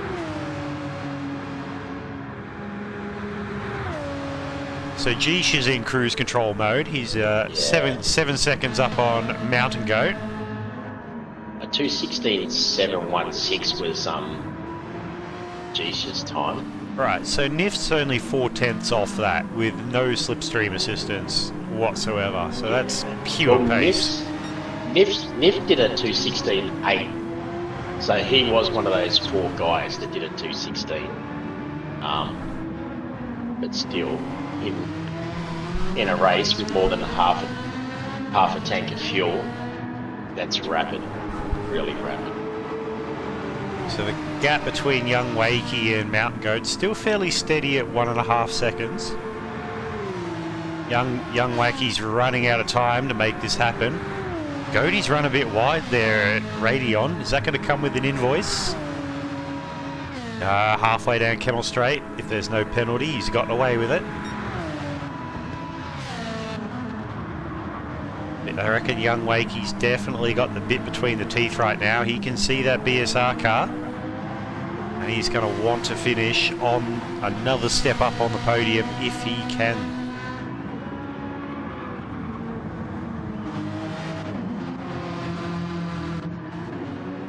So Foss is looking pretty safe for a P4 finish. Gap back to Scooter is at 4.3. Yes, we should do one, APR tyre and fuel update, because we've only probably got a couple of laps to go.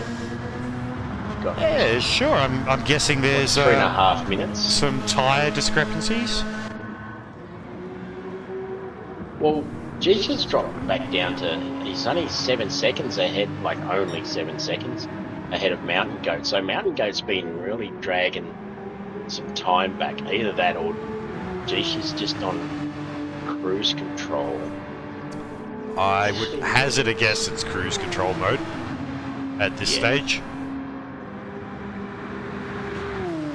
It looks like this Gisha's window screen's wet, but his wipers are not on. And the clouds don't look grey, so... Interesting. So how are they going for tyres? Is anyone compromised on the softs? Anyone been burning them up rather rapidly? But there's overall difference between... It's not until you probably get down to Niff, who was the last guy to pit, that you really see any difference in tyre and fuel, to be honest.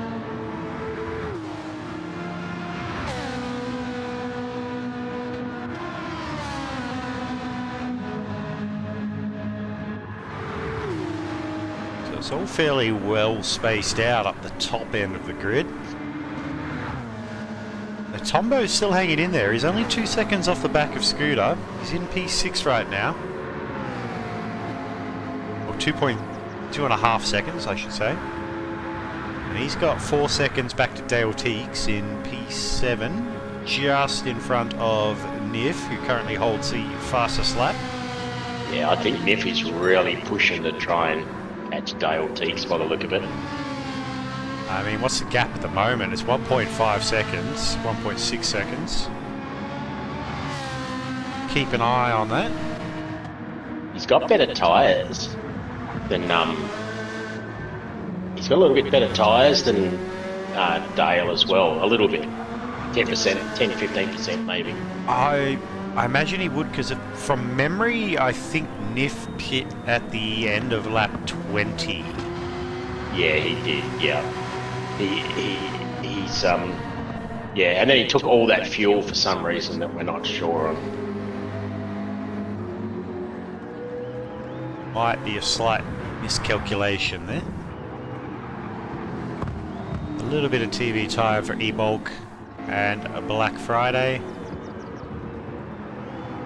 He's doing his part to pick up some team points for Blacklight.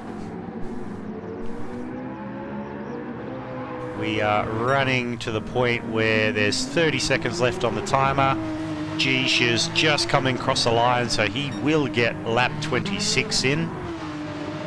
And back to Mountain Goat and Young Wacky, where the gap has just gone back out to 2 seconds. They will both get their 26th lap in.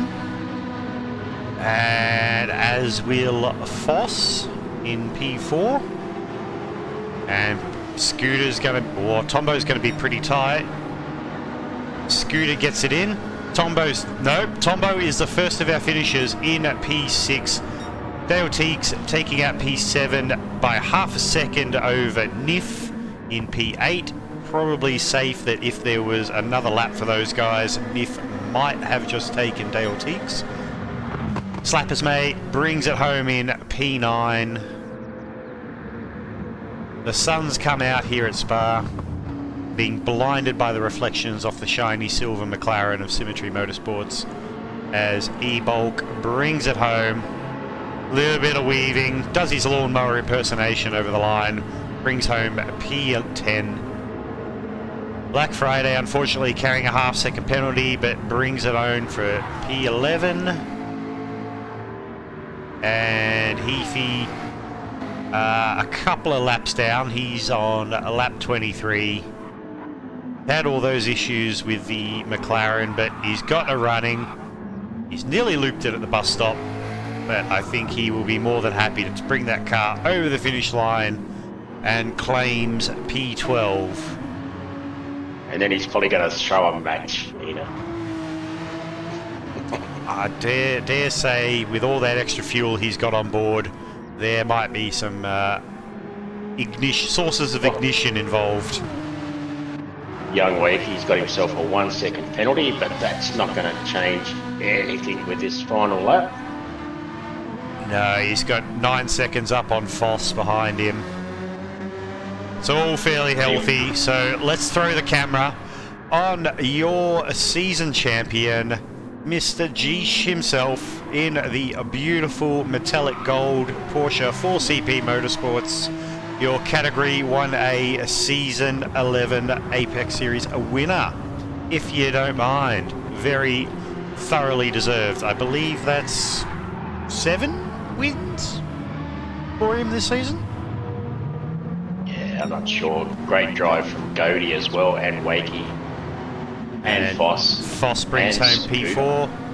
And Scooter McGavin, the last of our finishers. And that, ladies and gentlemen, is not only Category 1A Round 8 run and done, but that is Sector 1 Season 11, the Apex Series, run and done. Whew, and what a season that was. That was... had its ups, had its downs, had a couple of lefts, a couple of rights. Lots of unexpected things occurred. Yeah, it's been one of a season. Definitely a lot of happy moments. Definitely a lot of less than happy moments, shall we say? But it's racing, isn't it? 100%. Heartbreak, tragedy, elation, you name it. It's all involved. But we'll have a quick recap of our race results here, thanks to Adelaide Ceramic Coatings. Starting from pole position and bringing it home to finish in first position, unchallenged all race. Distinct Geesh for CP Motorsports. On the next step of the podium, thoroughly well deserved, is Mountain Goat for BSR. Then rounding out our podium tonight is a young Wacky in the Kraken Esports 458. Then we've got the BSR Foss in P4, a Scooter 82 for Doghouse in P5, a Tombo for Blacklight in P6. Dale Teeks for Kraken Esports in P7, Nif for CP Motorsports in P8, also taking out the fastest lap with a 2:17.166. Disgusting. Yeah, I was about to say it was only just faster than Jan Wakey's 2:17.219, so Yeah. very rapid indeed. And we've got P9 for Datsun Racing, Slappers Mate, P10 E-Bulk for Symmetry, Black Friday in P11 for Blacklight, and rounding out our finishes tonight is Heafy for Thunder Motorsports. Well, thank you very much everybody for joining us tonight.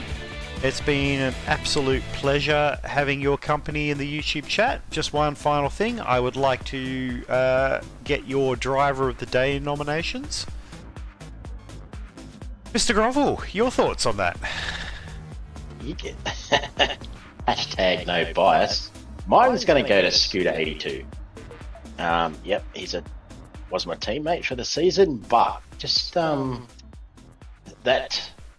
like, I'm not trying to put the little pug down too much, but the fact that he was surrounded by Porsches and Ferraris at Spa, I think he's done an extremely great job to keep that little pug into 5th place.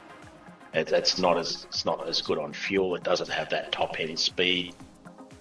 I think to come 5th, especially in the amongst of, like, you look at the lineup of guys that's with him and around him. Yeah, pretty crazy. So that's my definitely a well-deserved nomination there. Plus, he was the last guy that also got 26 laps. So, yeah, that's a really great effort, I reckon. Fair. I got a nomination in the chat for Geesh for the driver of the day, a Triple Crown. Is it triple or is that second one? I'm gonna have to check my numbers, but you could be right there, Revs. I think I'm going to have to concur with you, Grovel. I think I'm going to have to give my driver of the day, although it was a fairly comprehensive performance from Geesh. I'm thinking I will give my driver of the day to Scooter for the reasons you mentioned, like in the company of Ferraris and Porsches, and the little Peugeot that's maybe not the strongest car here at Spa, to put in the performance that he has. Yeah, definitely worthwhile of a driver of the day nomination. Yeah, a bit of a shout out to Tomo, I think, as well. Also Definitely. a brilliant race. Definitely an honourable mention. Yeah, and Black Friday stepping in there for GTR, you know, in amongst a slather of aliens. I think he's also done extremely well. 100% has definitely held his own. Well, ladies and gentlemen, that is our season brought to a conclusion. Happily, I guess, for some, unfortunately for others, I guess. I guess it depends entirely on how you all feel about it. Now, I know you're probably going to be bugging me to drop some hints or some details for next season, but I'm a bit mean like that, so I'm going to leave you all hanging and leave you all in suspense and give you no clues. I have been known to mention that next season's car will be engine swapped Willys Jeeps on dirt tracks, but for some reason nobody seems to believe me on that one, so I got offered $500 if I actually spilled the beans on next season's car, so I'm not going to say anything about it being a 1963 Volkswagen Beetle. Nah, we won't mention that at all. Just keep that to myself. Yeah, definitely. No one's come up with the cash at all. No. Anyway, thank you very much, Mr. Grovel, for being our race director this evening. It's been a pleasure once again having you in the comms box. Thank you very much. It's been my pleasure to be here. And hopefully, for anyone still watching, please smack that like button. And I hope that we shall have the pleasure of your company. I believe it is going to be roughly 7 o'clock next Sunday for the Sector 1 Awards Nights. There will be some fun racing, there will be some serious awards, there will be some more fun racing, there will be banter, and there will also be some information dropped regarding what we will be doing for Season 12, which I'm genuinely looking forward to. So that's about all the information you're going to get out of me for that. So thank you very much to everybody for tuning in at any point and at all points this season. Your support has always been appreciated. And so I don't banter on too much, I'm just going to call it quits here and bid you all a good night, and I shall catch you sometime again in the very near future. This is Carbon Boy and Grovel signing out. Good night. Hello everybody, welcome back to Sector 1. We are here tonight for some Category 1 racing action around the Palisades Villages. Let's go. I wake up to a little bit of drool on my pillow, feel like it's gonna be a bad day. Yeah, I'm tired of shit, and the coffee ain't hit yet, damn, ain't that great. I don't wanna go to work, cause my boss is a jerk, and I'm not even that paid. I need a change in my life, cause I don't feel alive, and there's nothing that makes me happy. Hold my beer for a minute, I'm about to quit my job, cash in for a ticket. I'm going on a trip, and I don't plan to visit. I'm gonna stay there till I feel like I'm winning, oh. And this is just the beginning. I need a big change, only feels like living. I need a big swing, home runs I'm hitting, and I'll never look back, moving on till I get it all. And we all got dreams, we all want things, but what you gonna do for it? How you gonna move for it? What you gonna be? And do you believe you can do anything? But what you gonna do for it? How you gonna move for it? What you gonna be?